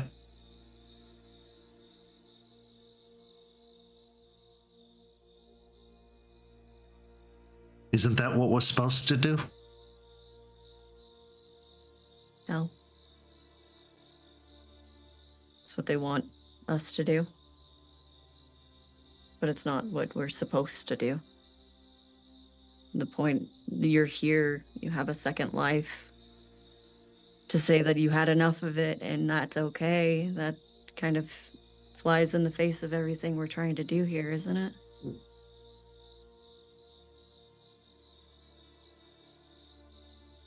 I wouldn't say I've had enough of it. I've never had enough of it.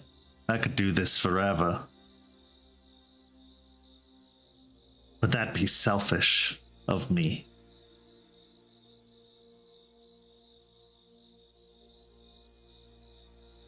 Sometimes the answer, the solution, is the one that we refuse to accept, but know to be true.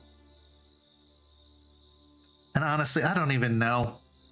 Maybe he just wants to yell at me. Maybe he just wants to beat me up. Maybe he just wants to make me feel bad and drive me back into Hirano. I can't say for certain. One thing I will say about Brandon is while he was an analytical and at times hyper-focused individual, the Brandon I knew was also very hesitant to act. Sometimes to a fault.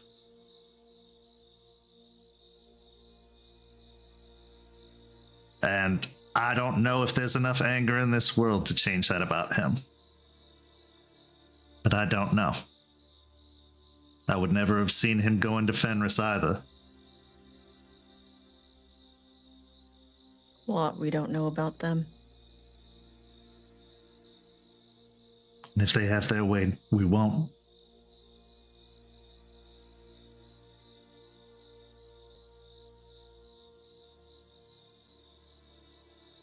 Been ruminating on this for a while, it seems, huh?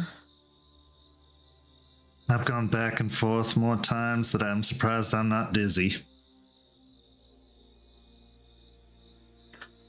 There's a comfort, certainly. She looks around at the trees and the cairn, and knowing where I'll end up. But also, I don't know what it's like. I don't know who I'll be. I don't know how long it'll take for me to be able to feel or see or know or understand or communicate. I mean, it's nice to see Aiden prowling around, but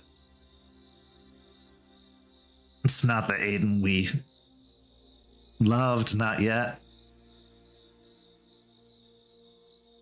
Well, he was far worse at this whole spirit stuff. So maybe, when that time comes very, very, very, very, very long from now, you'll pick it up like a duck to water. Maybe. But I think there is something that sets us apart from spirits and allows us so much more than they have, and that's life, a body.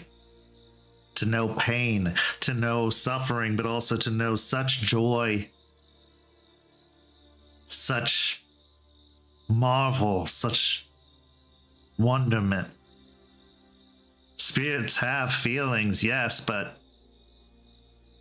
in a way, it's like the way animals have feelings. It's very basic. That's the word, right? Is that the word the kids are using? Yeah, basic. I've never been one to keep up with what's, new and cool. I just hear the hellhounds all around the cairn saying stuff, and I'm just like, what does that even mean? You and me both. Maybe I'm a old lady at heart. Well, it's been nice to have good company in that way.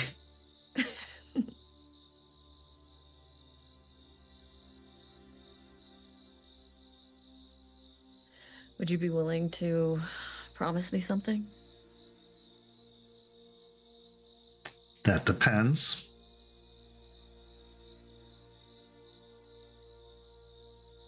I know your pragmatism knows no bounds, so I wouldn't make you promise me something that I don't think you'd be willing to oblige. When the day comes when you feel like there's no other option,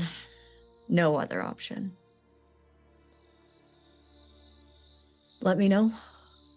And if you could hold off as long as you possibly can.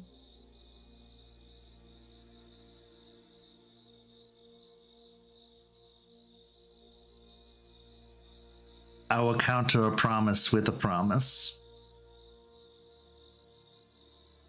Okay.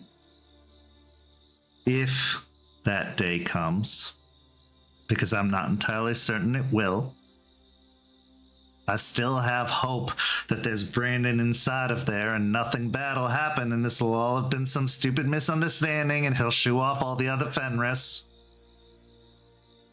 Wishful thinking, I know, but if the day comes,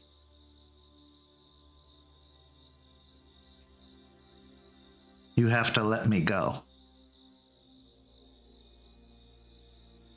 And I mean that in more ways than one.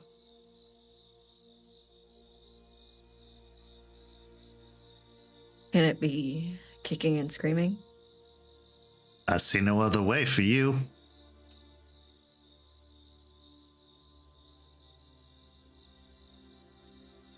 They say when a deal is made and both people come out feeling like they lost, then it's a good deal. So I guess I'll take it.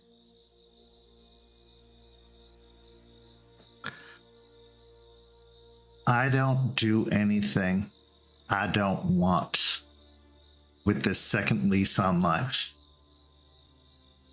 So if that day comes and if that choice is one I have to make, know that I wanted to make that choice.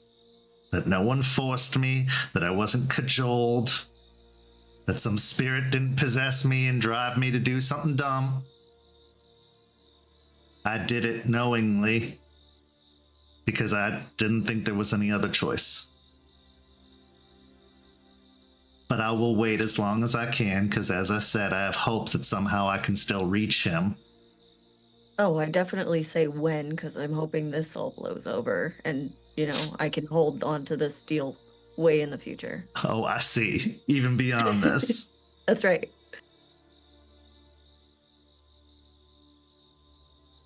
It is my obligation and my great privilege to defend this new nation in your absence. And I will ensure it is done until your return and even beyond that, as long as I have the ability to do so. And I promise I will let you know if I have to make a choice that I've been dreading making. I'll take it. You are a brilliant, talented, amazing, committed, dedicated, and loyal leader, let alone guru. This world is so much brighter and wonderful with you in it. And you, along with Jester, Jace, Aiden, Lucas, Isidoro, Delphine, Fort, I could go on and on and on. You've brought hope back to a hopeless world, and if we have ever had any chance of winning, it's because of all of you. So no matter what, don't give up. Don't stop. Keep dreaming, because that will keep it alive. No matter what we lose, no matter what it costs.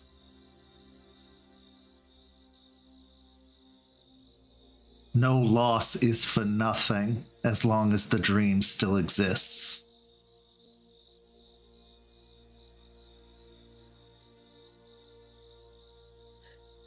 I really hate that you do this.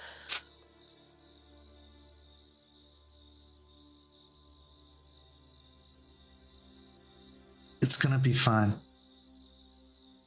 Better than fun. It's going to be amazing. You are going to be amazing. And I am lucky, fortunate, blessed to have been here to see your growth for 2 years. And I'll be even more blessed to see it continue during and after you for eternity.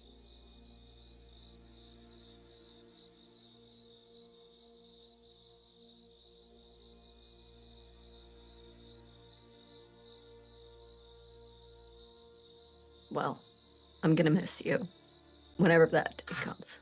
Well, let's not get too far ahead of ourselves. You're the one doing it. Don't put that on me. No matter what, even if I'm in my spiritual cocoon of whatever tree I get saddled with. I've picked one out, by the way. I really hope that's the one I get. I don't know if I get a choice in the matter, but I did pick one. I think status means something and all of that. You even would with hope spirits. so, Yeah. I'm trying to really suck up to Turtle since he got here, because I'm assuming he's the ultimate arbiter on that. But no matter what, whenever you miss me, wherever you are, even if I'm still kicking, all you have to do is look up. Because that's where I am. Even when my feet are on the ground. They don't call us that for nothing. There is something up there that connects all of us. Some call it Luna. Some have other names for it. But that's where I'll be, no matter what. And you'll always find me there. Well, you'll have plenty of time to explain all of that to me. I don't think we've ever gotten into those talks. We should. I think you'd be surprised to learn about the other side of things. The side that others are afraid to even acknowledge. But honestly, the mystery of it all is exciting, not terrifying.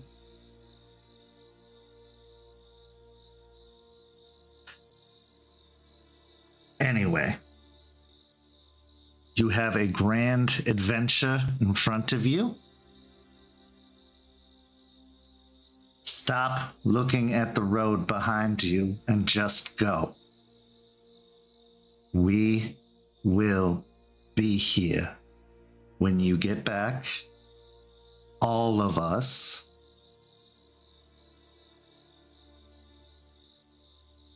You're not losing by going. You're gaining perspective, knowledge, opportunity, and you're standing up for one of your own.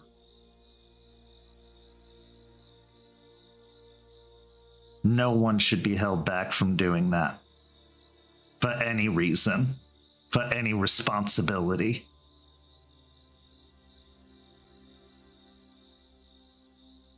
And maybe we'll gain something from all of it. That's the hope. If anybody can, Aspen Weiss, it's you. I appreciate that. Just don't lose your heart in the politics of it all. I know you put up that professional exterior, but passion is more convincing than any argument. Sometimes it goes a little overboard. In the case of the cult, when they decided to leave, they were a little too passionate. And some seem like they aren't passionate enough, like my brethren. But passion is the fire that gives us the ability to have this fight. Unfortunately, it seems the king's forgotten that, lost his passion. So inspire him by showing them yours.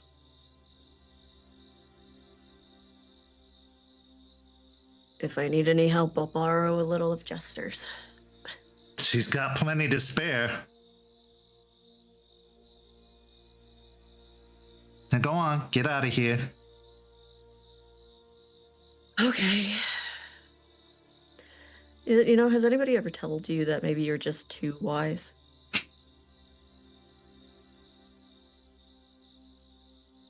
No. Well, probably. I always enjoy hearing it. Who can say? But I'm still learning too, and I am definitely worried about making mistakes on a regular basis. Comes with the territory. Sure does. I love you, Aspen. I love you too. Go on. She'll get up and just grab whatever she needs and finally leave the cairn. Wait. She comes running up to you as you reach the edge with a wrapped up parcel, a snack for the road. And she Ooh. passes it to you. And you find that it's fresh baked apple turnovers. So as you head out, feeling that comfort, that calm that is the cairn slowly fade away the further you get. What is Aspen thinking before she makes this grand journey? Weirdly enough, even with all of what Eliza said and the possibilities of her decision, she always has a way of, even in terribly uncertain times, grounding and giving the best interpretation, hope. And so when she leaves, she feels a little bit better about going up. She feels a little bit emboldened, and she knows, she believes a little bit more that everything's gonna be okay. With that, we transition to our next scene.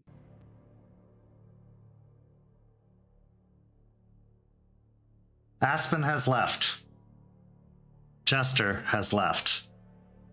Charles and Artie have left. And in a city you've just begun to get familiar with, never before has it felt this empty. You can still hear the sounds of the city, the screaming wail of sirens, the honking of horns, the hum of the electricity moving through the wires, the bark of an occasional dog down the street.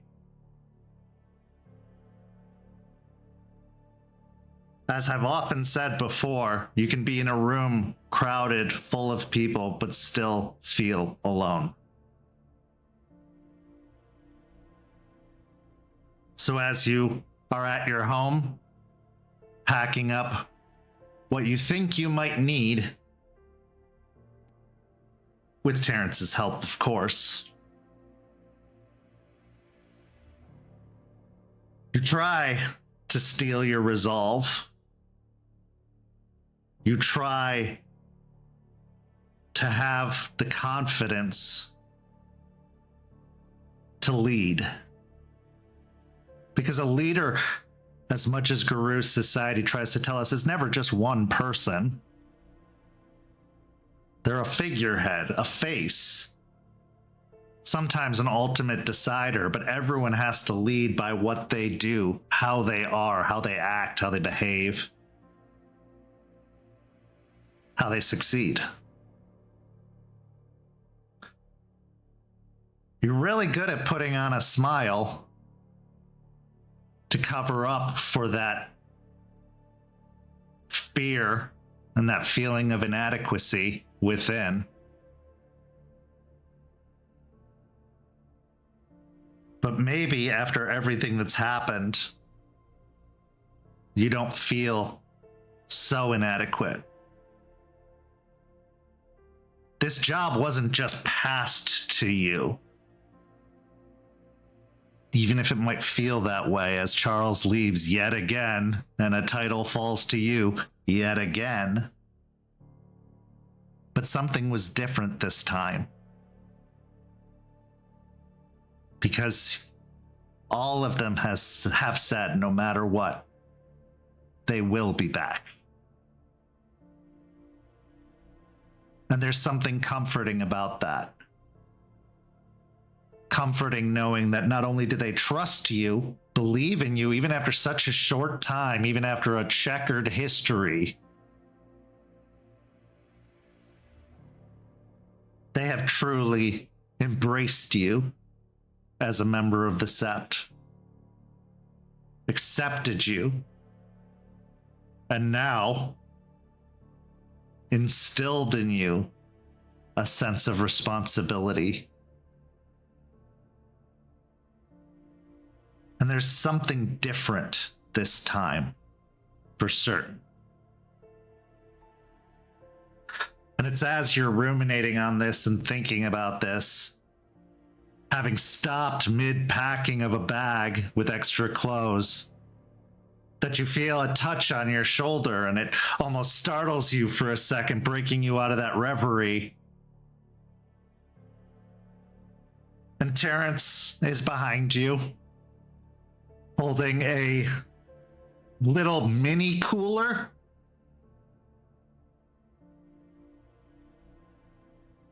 I packed some water and a few snacks. Of course, there's going to be more and everything like that, but I figured you could use something else to eat at the cairn besides what you can catch or hunt or take. And Eliza's just going to fatten you up, so I figured you could use like a Nutri-Grain bar or something like that as well. I would never turn down the homemade cooking of an elder, no matter how much lard or butter or fat is included in those meals, but I will keep this in my secret stash. Just insist you're full when you're full, or else she will just keep bringing more. Unicorn gives very direct impressions on whether or not we can lie.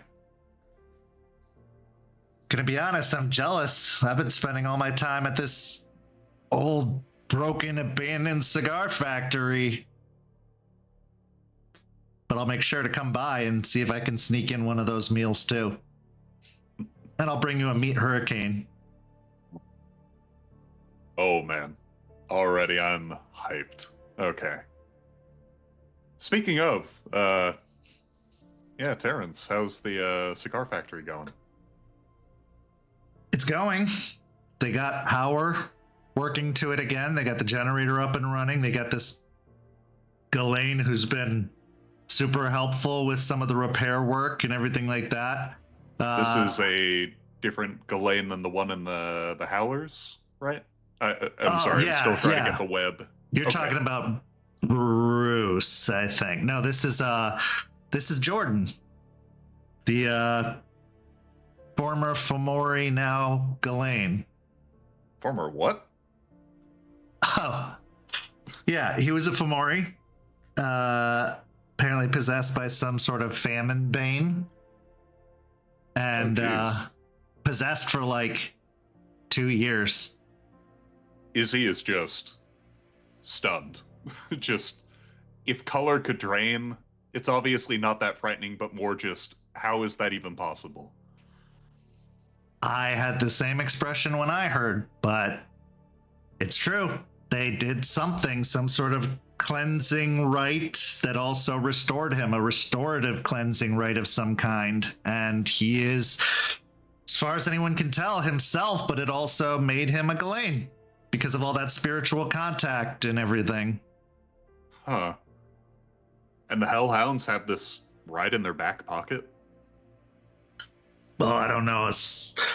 From what I understand, it had a heavy price associated with it. Oh, I see.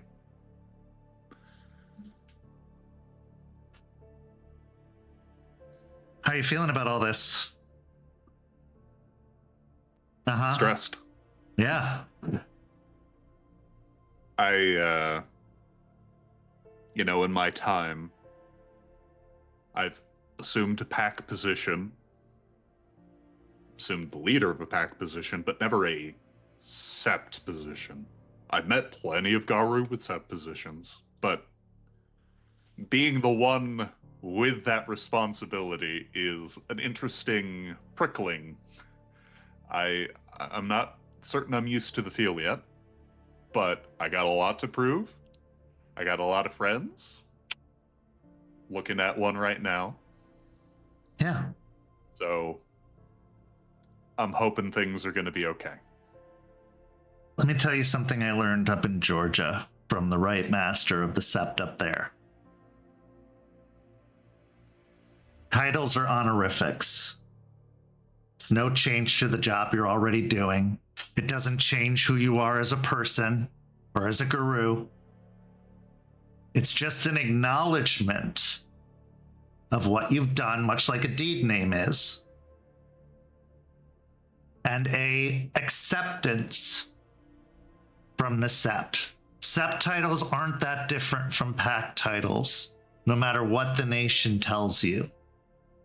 Because in truth, we're all pack in our own way. It's just a really, really big pack that needs to be broken down into smaller chunks, or else we're all going to be tripping over each other. If only there were a word for this collection of packs. I can't think of one. It's escaping me, but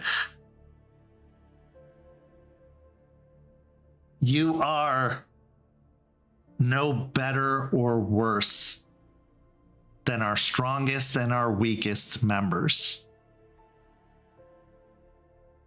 And you're going to do what you have to do and would have always done, regardless of the title. It's just an acknowledgement that they believe in your choices and insight. That's all a title is. Whatever extra weight you're burdening yourself with, and I know, I'll say it and you won't believe it and you're going to ignore it for a bit. You have to unburden it because it doesn't exist. You are putting that on yourself. Is this the spiritual insight of the Theurge? No, it's just real. I know. It's still a big pressure, though. Yeah. Terrance, I understand. Every fiber of my being right now feels alive. I feel like I finally have what I used to.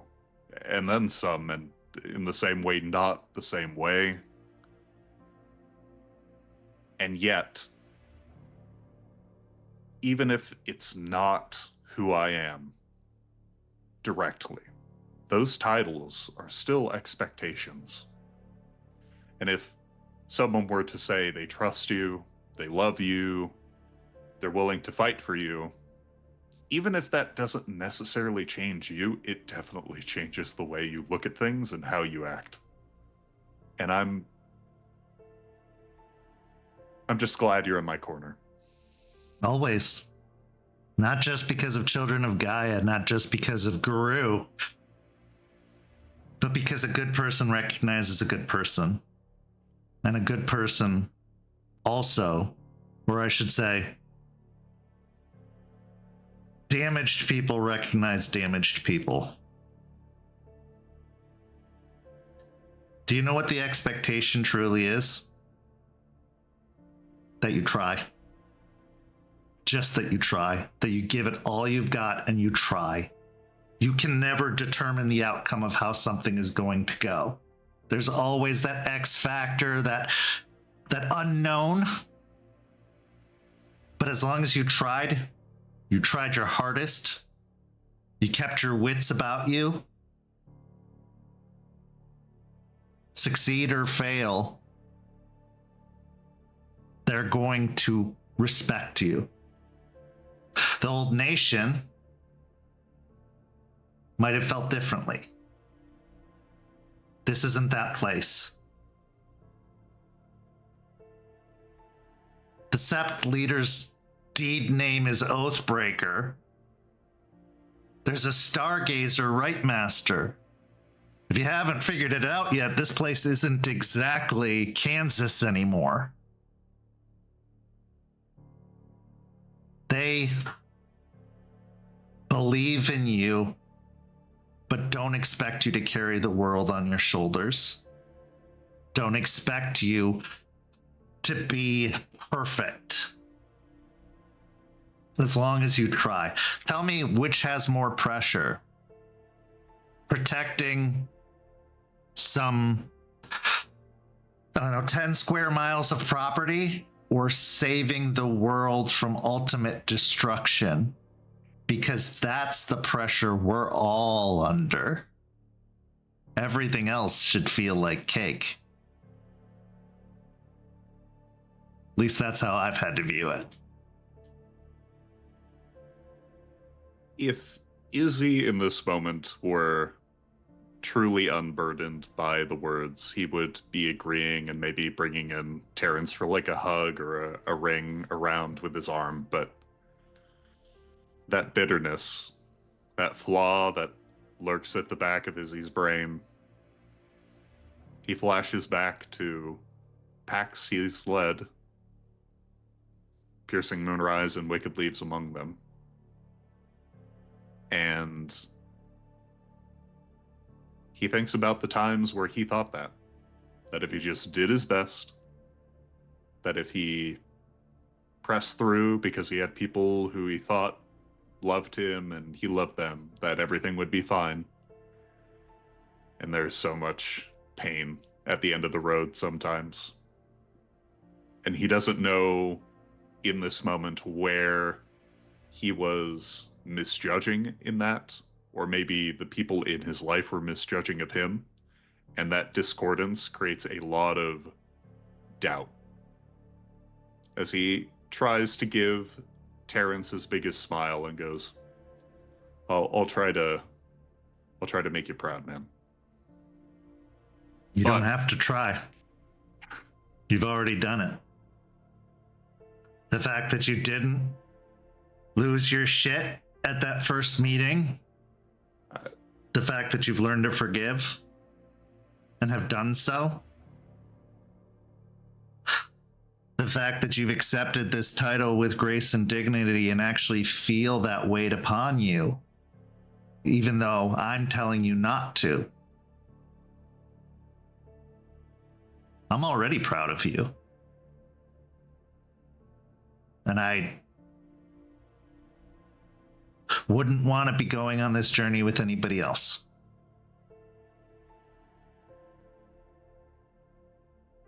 You're going to do great. And I remember something Javier said, and I don't know if he's expounded this upon you yet. Doing the good thing isn't always doing the right thing. And doing the right thing is never easy.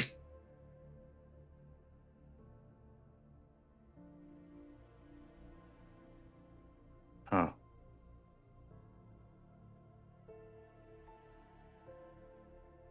Izzy will think about the current scenario, his new position, and try to thread the needle of that saying with what he's sort of presented with now. And not necessarily out of ignorance, but maybe just because he hasn't, he's not as, emotionally developed. Feels like he maybe needs a bit more time to chew through that. And he will tell Terrance as much, and he goes, Terrance, you speak like a guy 50 years older. To be honest, I'm faking it till I make it most of the time. I'm just repeating back things that have been said to me. Oh, what is this now? All of a sudden it's, you shouldn't be trying. You're already this and that. And now you're being like, well, I'm just... Come on. You are wise. And I appreciate everything about you for that, man. Yeah. Just do the thing. try to leave the stress at home, try to leave the worry at home, and just do the thing. You can. I know you can. Doesn't mean you have to get rid of it. You're going to pick it up again eventually. And in those moments, those safe moments where you can feel that worry and that stress and that doubt, one, don't do it alone, because that's a surefire path to Hirano. And two, don't pretend that it isn't there. You're not fooling anyone. All you're doing is making it harder on yourself and on them to get to know you, to believe you, to trust you.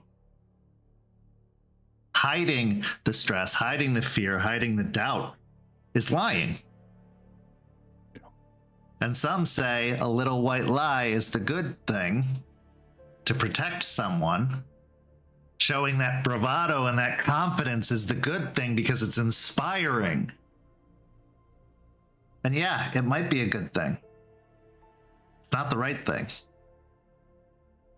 The right thing is showing that everybody is flawed, that everybody doubts and has fear, and that together you can work through it. Because nothing feels so lonely as thinking you're the only one who feels that way.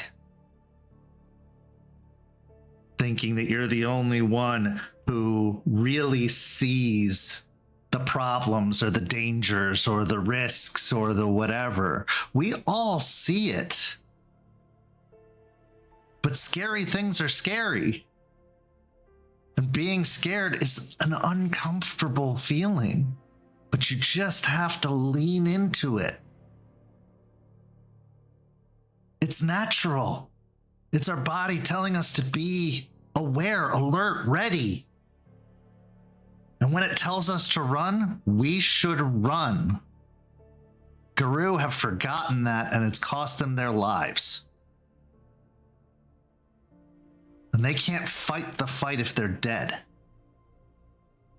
For what? Glory? For some intangible meant to be in the silver record? What record is there going to be when we're all dead? Who's going to sing the songs and tell the stories if the world ends? No, we acknowledge that we're scared. We preserve ourselves and as many of the others as we can. And we fight another day. That's instinct. That's the wolf in us. We should listen to it. And we should share it because we all have it. No one doesn't. Even that really big, scary Silverfang guy who was here. Iron Oath. Yeah. I bet he's fucking terrified. Even if it's just of the idea of being dead. Or slowing down.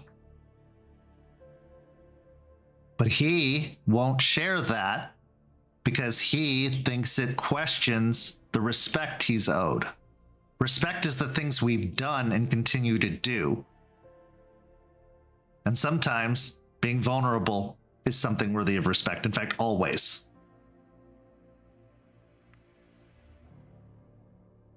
But they don't have deed names for that.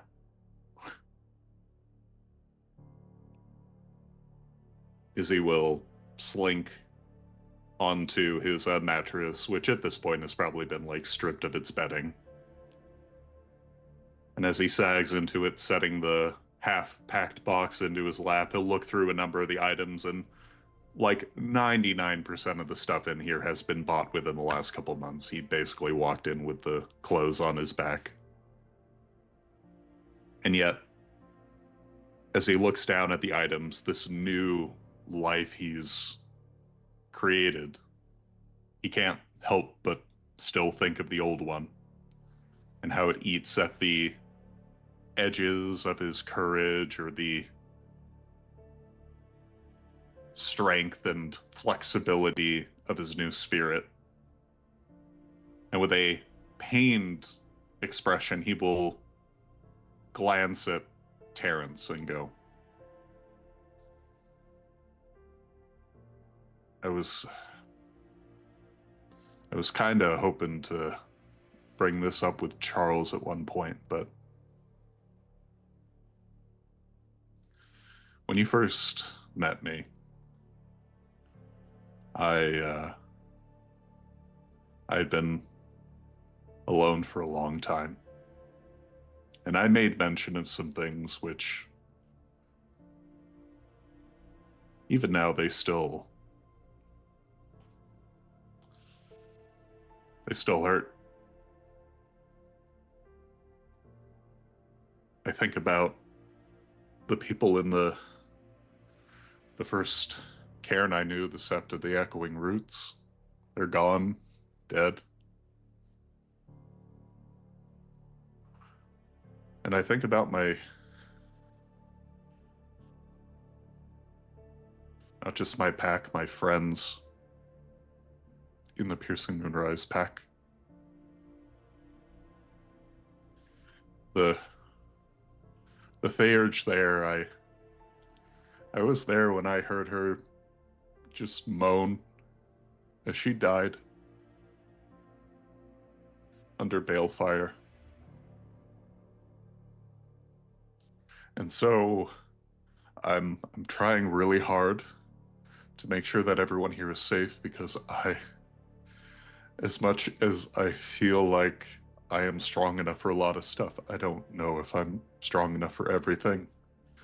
And I really don't want to watch people I've come to care about suffer like that again and die under my watch, okay? And with that, he just huffs and sits in silence. After a long pause, Terrance says, told me that story of what happened in the dreaming.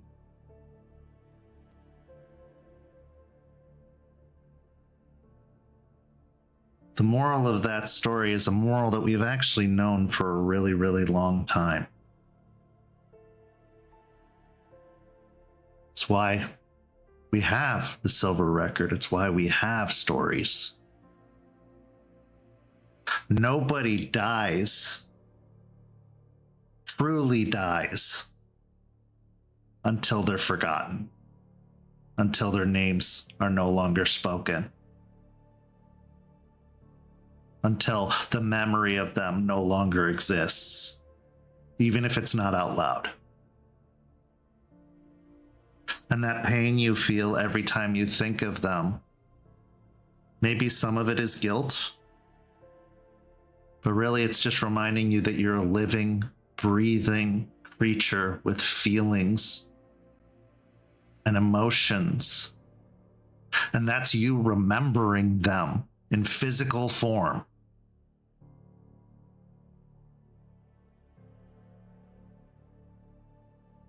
So say their names.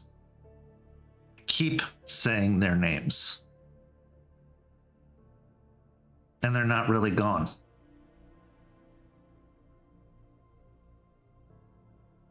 They'll always be here as long as there is someone to speak of them. And you don't have to be in the official nation silver record to do it. Stories are so powerful. That's what I gained from what you said of the dreaming. That's what I gained from this great return of Turtle. Is those stories can still be written, can still exist. It doesn't matter where or with who. It doesn't have to be official or stamped on.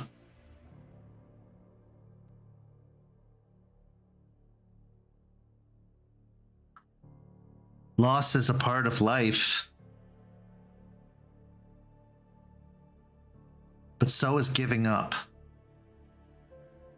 And I think the two things get mistaken for each other a lot.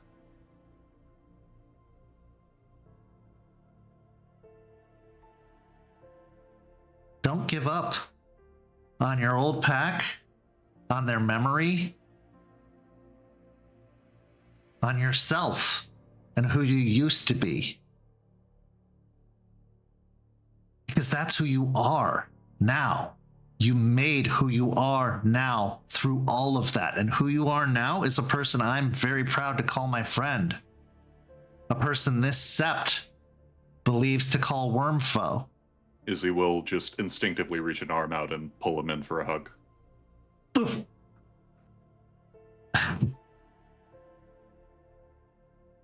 I know it hurts, buddy. Yeah. I lost a lot of friends growing up. Being poor and a street kid, it was a fight for survival. But the ones I cared about, I refused to forget. I refused to stop hurting at their loss. It sucks. But it allows me to keep them here. Keep them close. And hurting doesn't have to be a bad thing. It's just uncomfortable. Just like being scared. If it was a bad thing, our bodies wouldn't let us do it. Remember, we're immune to all that shit now.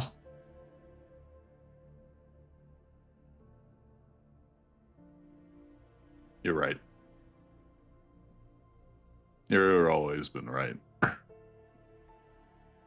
Maybe about this. Thinking the meat tornado is a good idea, or meat hurricane's a good idea, probably wasn't the smartest of choices. Unicorn has her chip addiction. I now have a hurricane addiction. Well, you're in the right place for that.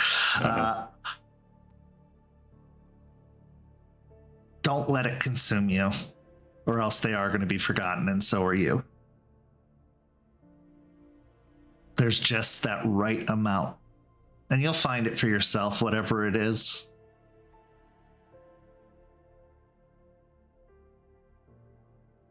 You've got this. We've got this. All of us. And if we don't, then maybe, hopefully, we'll be someone's stories. And we'll still be around. But I'm pretty sure we're gonna be here to tell the story of what happened while they were gone. It might even be a really boring story. Business as usual, nothing cool. exciting. I don't know. My story's cool. What are you talking about? I'm not a galliard. Neither am I. It's really Doesn't mean hard I to can't- embellish. You don't need to embellish. You can just say I did cool shit, and that's that.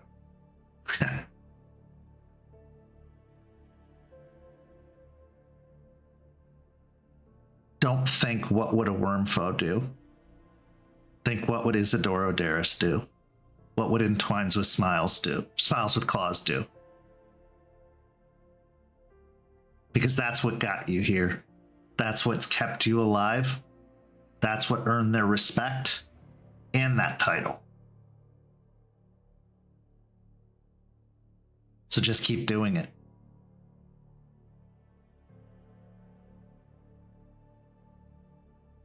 Thank you, Terrance. Or honors his seeker.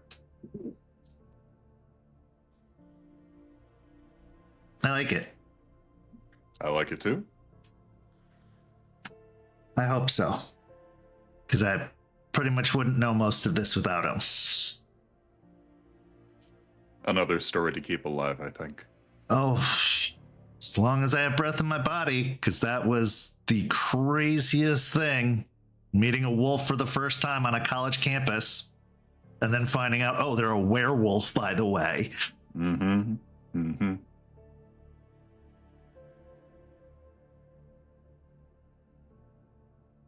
Well, I've aired my dirty laundry. What rot have you been keeping on the inside, Terrance? You must have terrible nightmares about something, right, that I can assist with?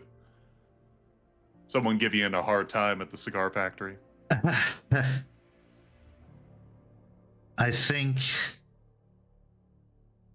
the thing that I'm most afraid of, honestly, is having the faith that was placed in me have been misplaced.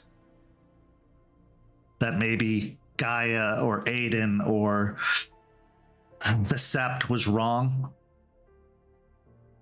That maybe I should have been a ratkin or something like that. And that I think maybe all of this was for nothing. And that guy is already gone.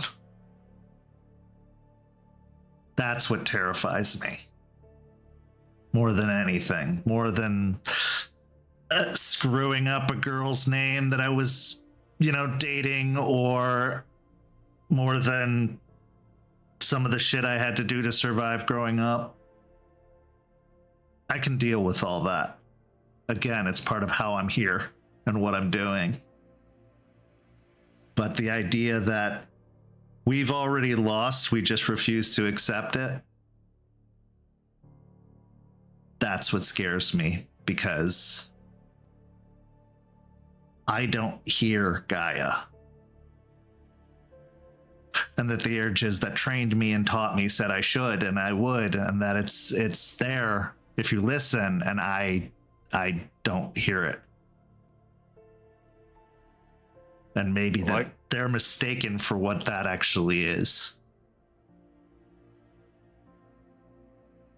I can't speak to the spiritual end, but as your tribe elder, who does not remember a lot and often only remembers things in vague impressions, you kind of forgot creed number 1, a unicorn.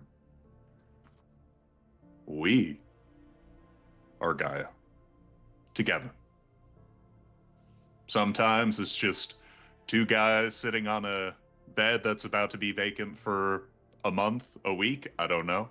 You've been spoiled. You're going to be sleeping in an RV. I mean, even that is kind of fancy. It could be the ground, but seriously, you're going to wish you were in this bed. I'm certain the summertime bugs will keep me well and good alone. Oof. No, you're right. Yes, I just really love some guidance from more than just, a spirit or a patron, or I understand they're all part of it, but they're also they all have their own agendas and their own wants and their own needs and their own desires. I'd really love some just altruistic guidance, someone to tell me I'm doing the right thing and that this fight is worthwhile. And as he pantomimes his hand out with a finger as if he's writing a note. What else do you need me to tell you in the next 5 seconds?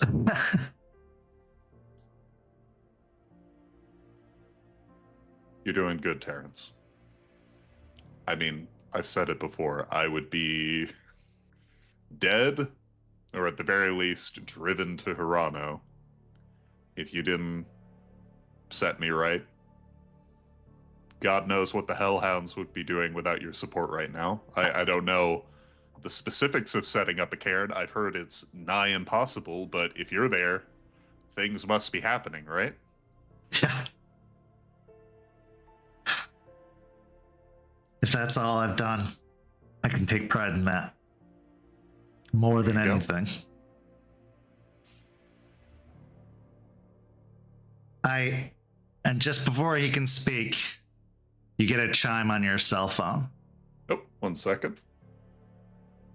Boop, boop, boop.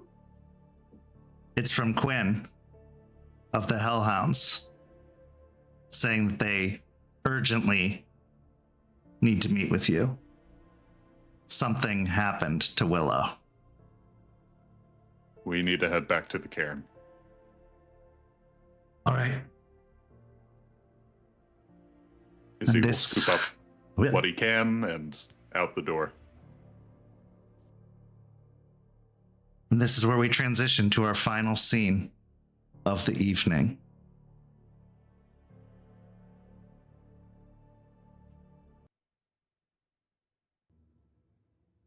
Jester, you have been running at this point for the better part of a week. But as the trees grow fuller, as the early signs, or at least late signs of spring, become more apparent, the last vestiges of winter slowly fading away, you reach a point where both Charles and Iron Oath stop.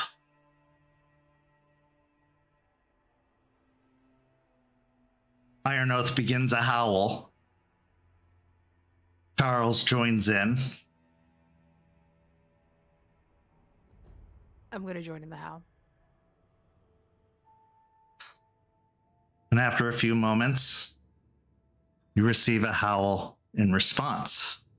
At which point, Iron Oath and Charles proceed forward, not at the full-out run that they had been for a majority of this journey, but at a slow trot. As you follow, Charles falls back so that he's right by your side. Some would say to give Iron Oath the lead in the respect that he deserves. You would know because he's needing you in that moment, needing your strength and wanting to show unity to make a very strong first impression upon their return. As you go through the woods, you recognize that the territory, the land that is considered part of the Morningkill Estate is massive. Hundreds of acres of protected forest, undeveloped, undisturbed, and even in these dark times, still thriving. Maybe even in spite of the effort of the guru. Eventually, you hit a point in a clearing where in front of you stands a stately manse, 3 stories tall, built in a very Revolutionary War era style. A lot of stone, not finely carved. Maybe at one point a thatch roof, which is now shingled. You could still feel the history emanating from this place, but upon first glance, it looks like a shell with very little light or life inside of it. Barely beating heart of the Guru Nation. Your eyes are then drawn to this massive tree that seems to extend over the roof of this mansion. This has likely been growing longer than this mansion has been here.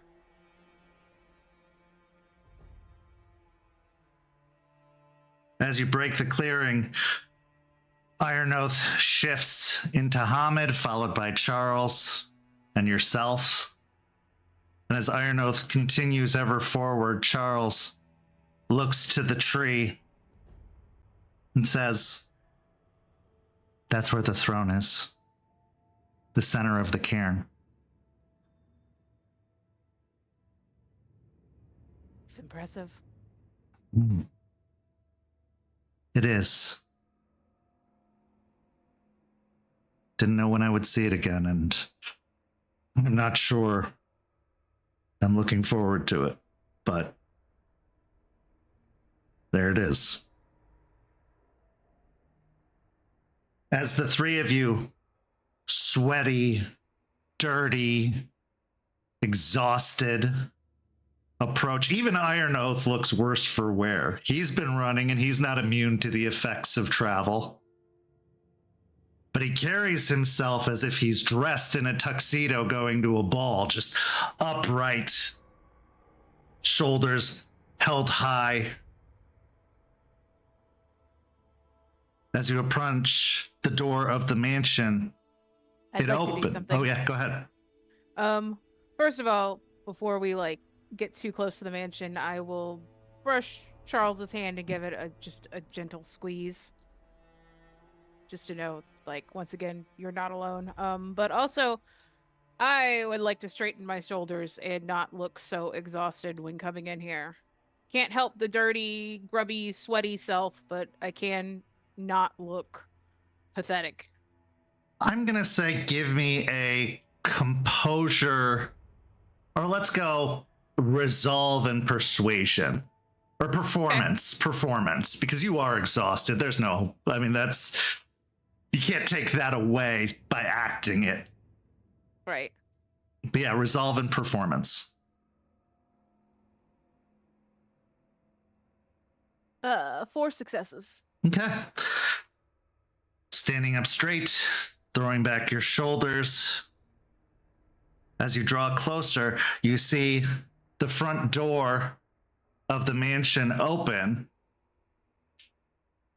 and out steps a striking woman in a quiet, almost haunting way. She has extremely dark skin, the color of night, sharp cheekbones, and tightly coiled black hair that is worn in an almost elegant crown atop her head.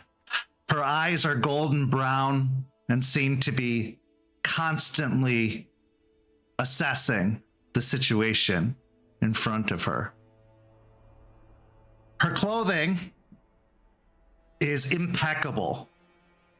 A tailored woven coat, gloves, polished boots, every detail intentional.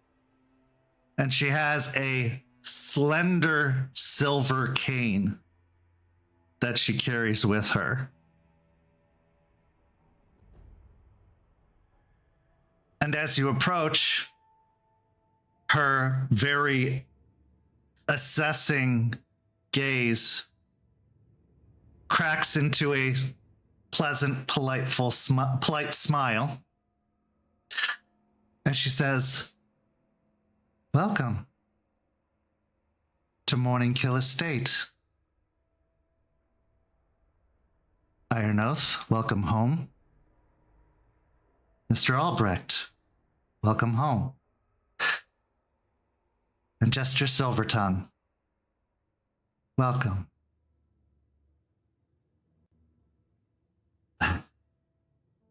Eyes of the Sea sent message of your arrival and wanted to make sure you were given the proper greeting by the estate once you arrived.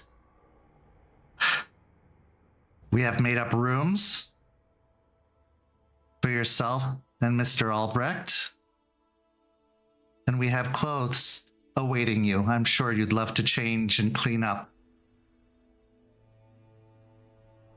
Iron Oath gives a curt nod of his head and then looks to the both of you and says, "I have fulfilled my responsibility of bringing you to the court. But until you step before the king, my job is not quite fulfilled." He looks towards Charles very directly. "Try to flee, and I will find you." Be honorable, Malchik. And remember, this all will be yours. Charles, with the same tight-lipped, tense-jawed look, just gives a nod to Iron Oath, who just, instead of striding into the manse, heads off down along the side of it. Seraphine looks to you and says, I am Seraphine Dulac, and I welcome you. If there's anything you need during your stay, please don't hesitate to let me know. I handle most of the welcoming of guests here, so I will see that your every need is fulfilled. Thank you, Seraphine. It is a pleasure to meet you. You already know my name, but you can call me Jester if you would like. And I would say it is an honor to be a guest in such a auspicious sept. We're happy to have you. Follow me, if you will. And she turns and starts walking into the mansion. As you enter in, there's a kind of a foyer with stairs that at least go up to the second level. Halls that are lined with paintings ranging from Revolutionary era and even before. Artwork from the old country. And you even get a distinct sense of some Russian influence in some of the things you see, whether they're painted vases or pottery, gifts from the sept of the crescent moon in Russia, another seat of power. You're taken up the long staircase, and as you pause at the top, Seraphine looks to Charles and says, your room is all prepared, Prince. I think you will find it to your liking. And I will take our guest to her room. Charles looks like he's about to protest, but then stops himself. Understood. Miss DeLuke? Jester, I'll see you shortly. Okay. Seraphine leads you down a long hallway into a room, and it's actually a pretty nice room. It actually has a bed with drapery over the top of it on the 4 posts. It's got a nice little sitting area off to one side. It's very accommodating to a guest, and laid out on the bed is some clothing. A hand-woven tunic with a filigreed belt and some well-fitted trousers that are almost like tights that seem to be made of hide, but like really soft deer skin, as well as hide boots. I hope this is to your liking. I actually wove all of that myself, a bit of a hobby and a need around this place.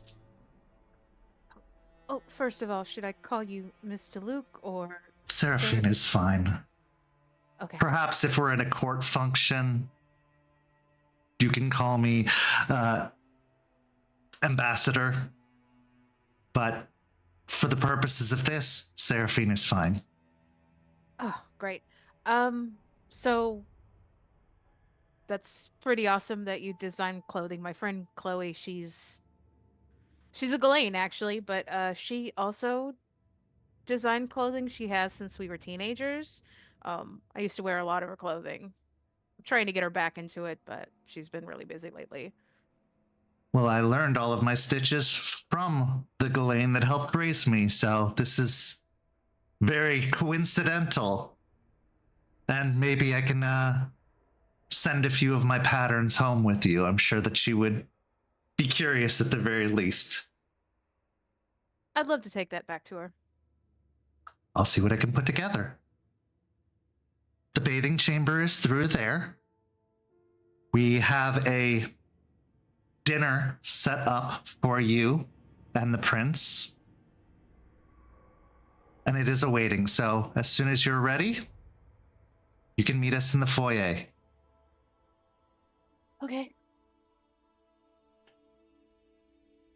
If you need anything, you can pull the cord over there. It will ring a bell and someone will come to attend you.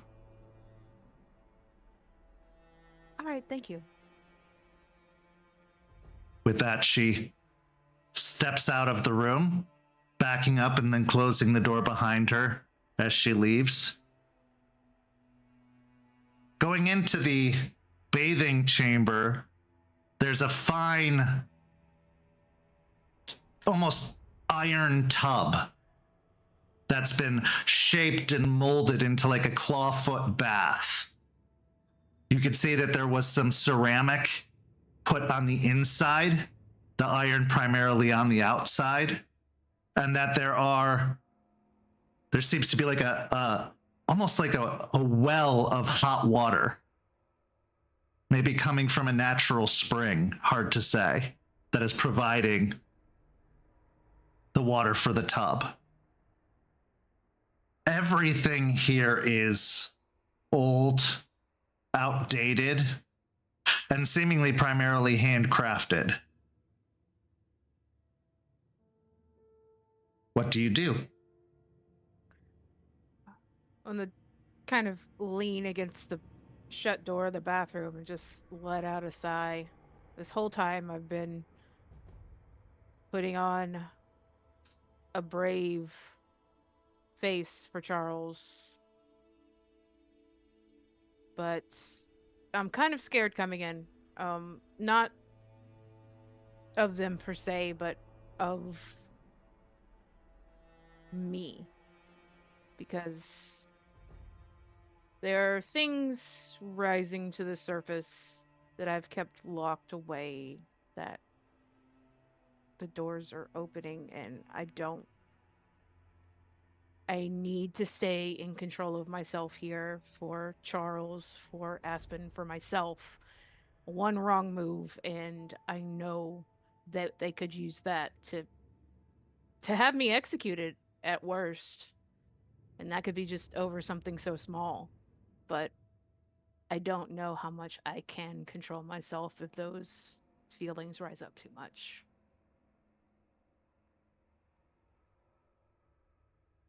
As you are thinking all of this, processing all of this, the presence of a patron comes in many forms. It can be a feeling that they're with you, or a guiding voice, or just an overall vibe.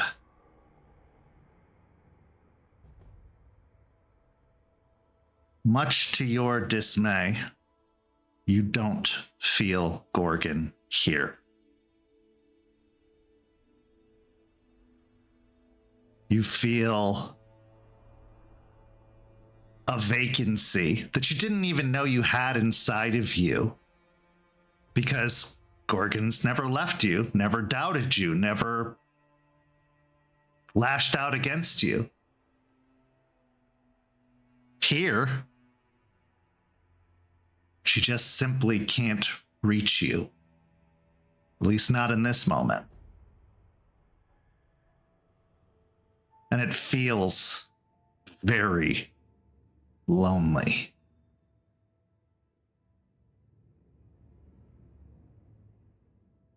As you allow yourself to let those feelings in, let those memories in, let all of this take hold,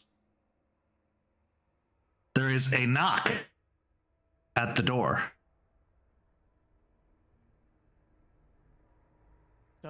jump for a moment, but then turn and answer the door,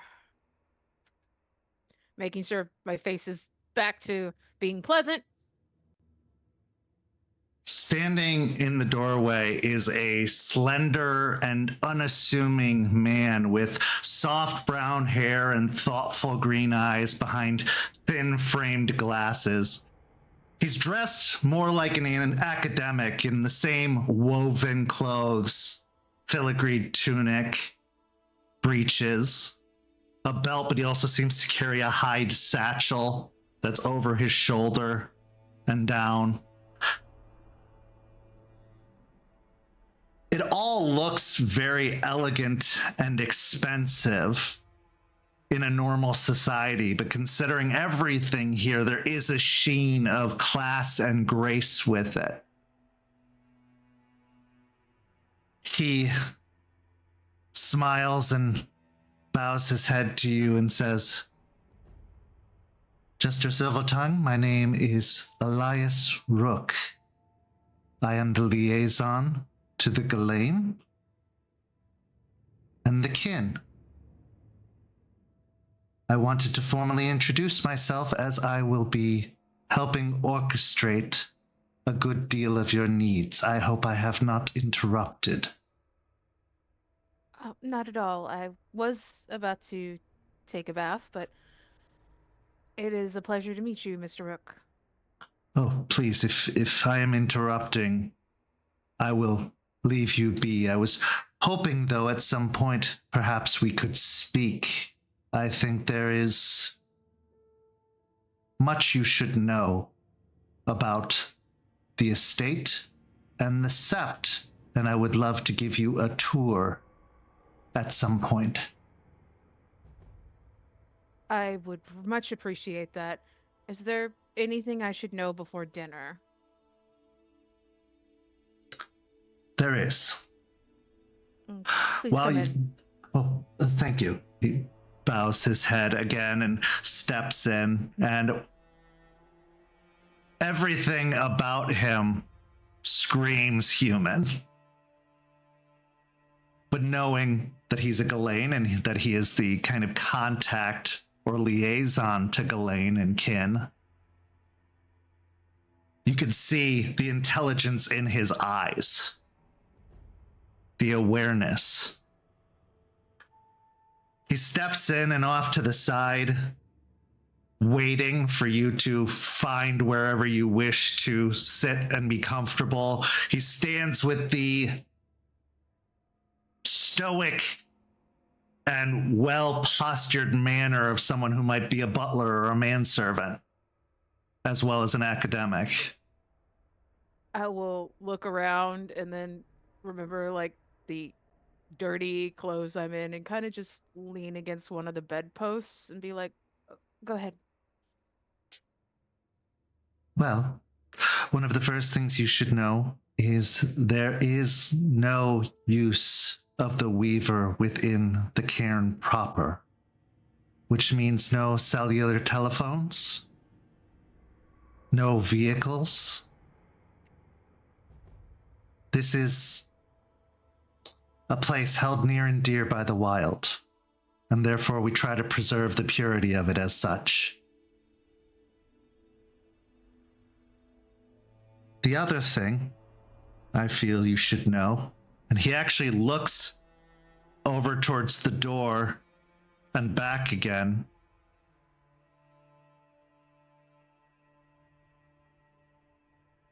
You are in danger here. Not direct physical harm, that will not come to you. This place is understanding of the rules of hospitality. But there are those within the sept that are very displeased with the return of Prince Albrecht and who he brought with him. I can't say for sure who they are, as most of it is merely murmurings of things overheard amongst the Ghislaine. But they would prefer you leave as soon as possible.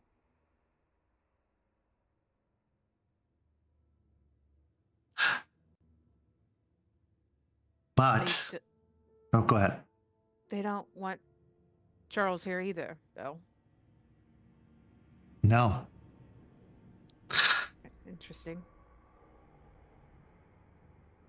But there are those who are staunch supporters of the heir and wish to see his succession for the good of all, Guru and Ghislaine alike, and the future of the nation.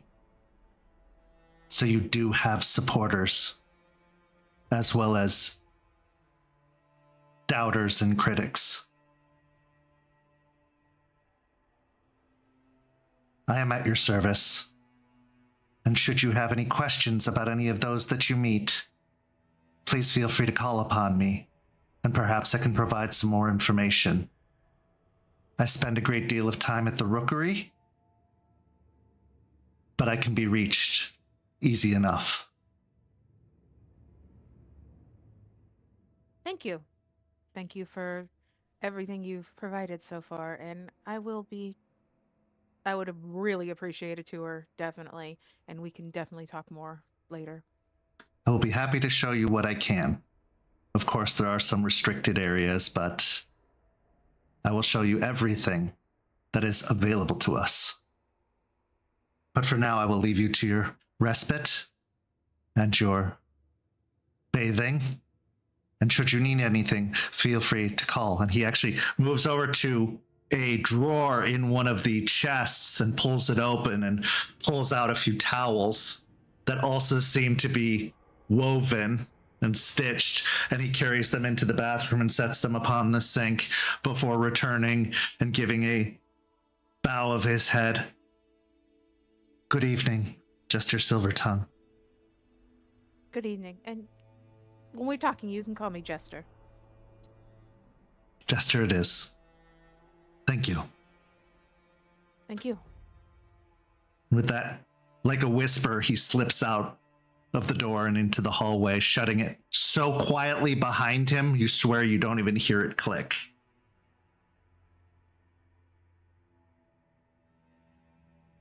Eventually, you bathe. Do you get dressed in the clothes that were provided? Yes, I do. Sliding on the tunic, the breeches, the boots, putting the belt around your waist. Do you keep the clave with you? I do. Okay, so keeping the clave strapped on. I have a question. I may have to roll etiquette for this, but for claves, are they piece knotted or anything when there's like supposedly like functions? Roll me a wits or intelligence and politics. Okay.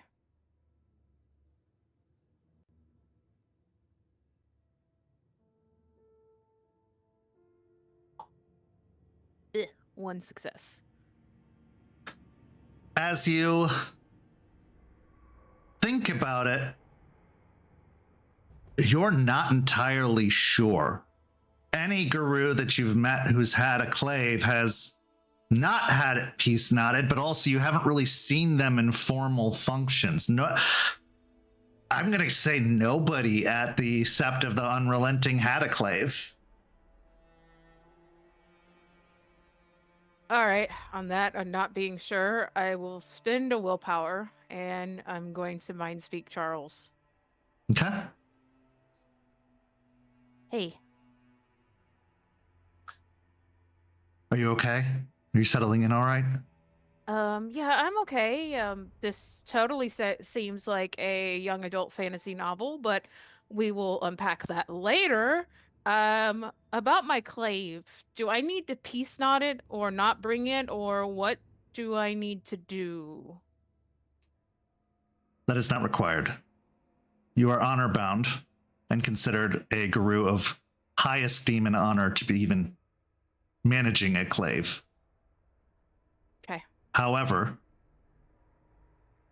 unless you intend to kill, it should remain sheathed at all times. Right. Okay. Good to know. I've been told that we're in danger. There are people that don't want you here and are going to try to drive us out some way?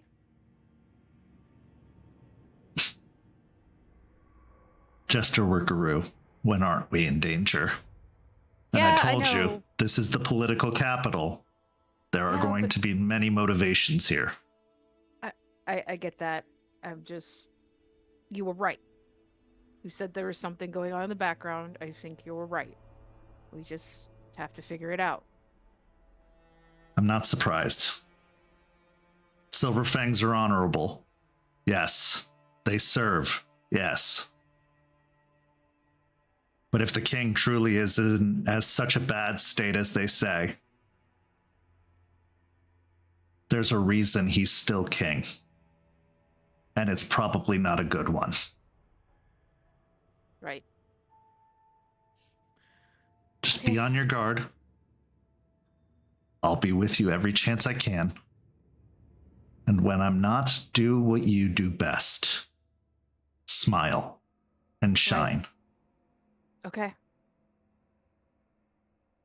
I'll see you soon. I'll see you for dinner. Apparently they made us a feast, just the two of us. Oh, great.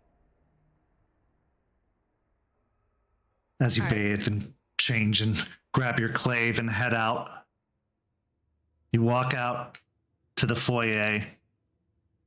There you are greeted by Seraphine and Elias, who lead you through the manse to what appears to be a pretty stately dining room.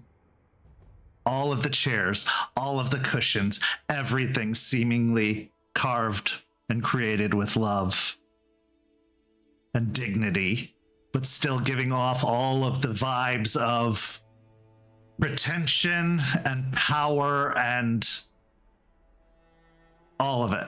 And you can see that the table that is set out is very long, with an obvious seat at the end for the king, and many chairs lining the way on either side. No seat at the other end. You can see some place settings are already laid out, some dishes of food already prepared. Charles is waiting at one of the seats. Surprisingly, not close to the throne, as if by choice or design. Even though you know or can guess he probably has a spot designated for him,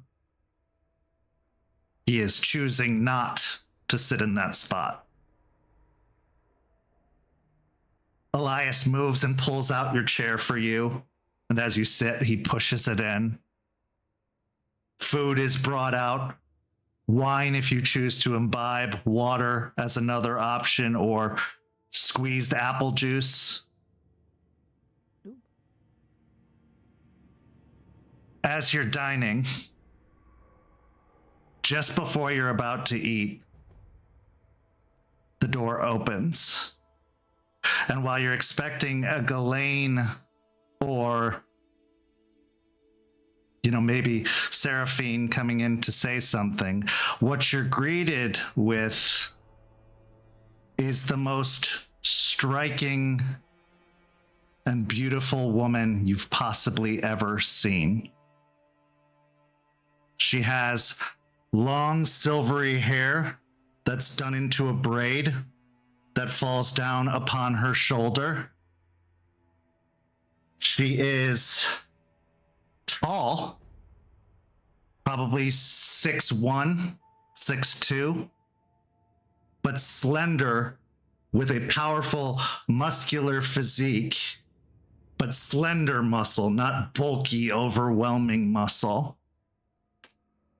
She is wearing a long coat that goes down past her knees, a similar tunic like that Iron Oath was wearing, and a matching pendant with the wolf head emblem around her neck.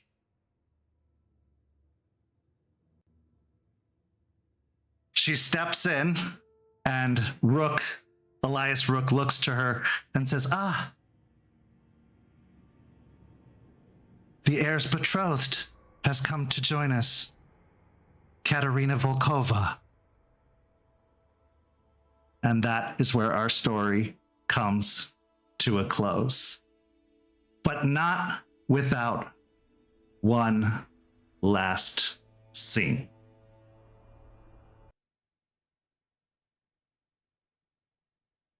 Our final scene is still at that very same manor within the Sept of the North Country, or the North Country Protectorate, if you will. It is in one of the bowels of this manse, in a secret passageway in between many of the rooms that make up the manse. This is where we see a guru of some age, probably in his 30s, maybe late 30s. He is walking down the corridor in between when someone off to the side gives like a hiss to draw their attention. They stop and look over, and the voice of a face we can't see says, "The Emma is here. We were told he wouldn't return. You must get rid of him." The man takes a deep breath and cracks his neck, and as he does so, the tunic around his neck dips. And there we see the tattoo of 4 check marks crossing over the sign of Fenris. This is where our story comes to a close, and we'll be off next week. So stay tuned for Hellhounds and Red Tide Rising at the end of this week. But after that, we're going to be taking a whole week off. And when we return, we'll really get into the nitty gritty of it. Go follow St. Pete by Night on all of that social media you see down below, and go sign up for our Ko-fi to become a member, where you can see the rosebud thorns of this very session, as well as all of our programs. And you can get all kinds of behind the scenes material. And rumor has it that during the break over on Ko-fi, there's going to be some sneak peek releases of something to come once we return. So only Ko-fi members can see it, so you should go sign up for it. But for these amazing players, I'm Kent. Thank you so much for watching, and we'll see you next time.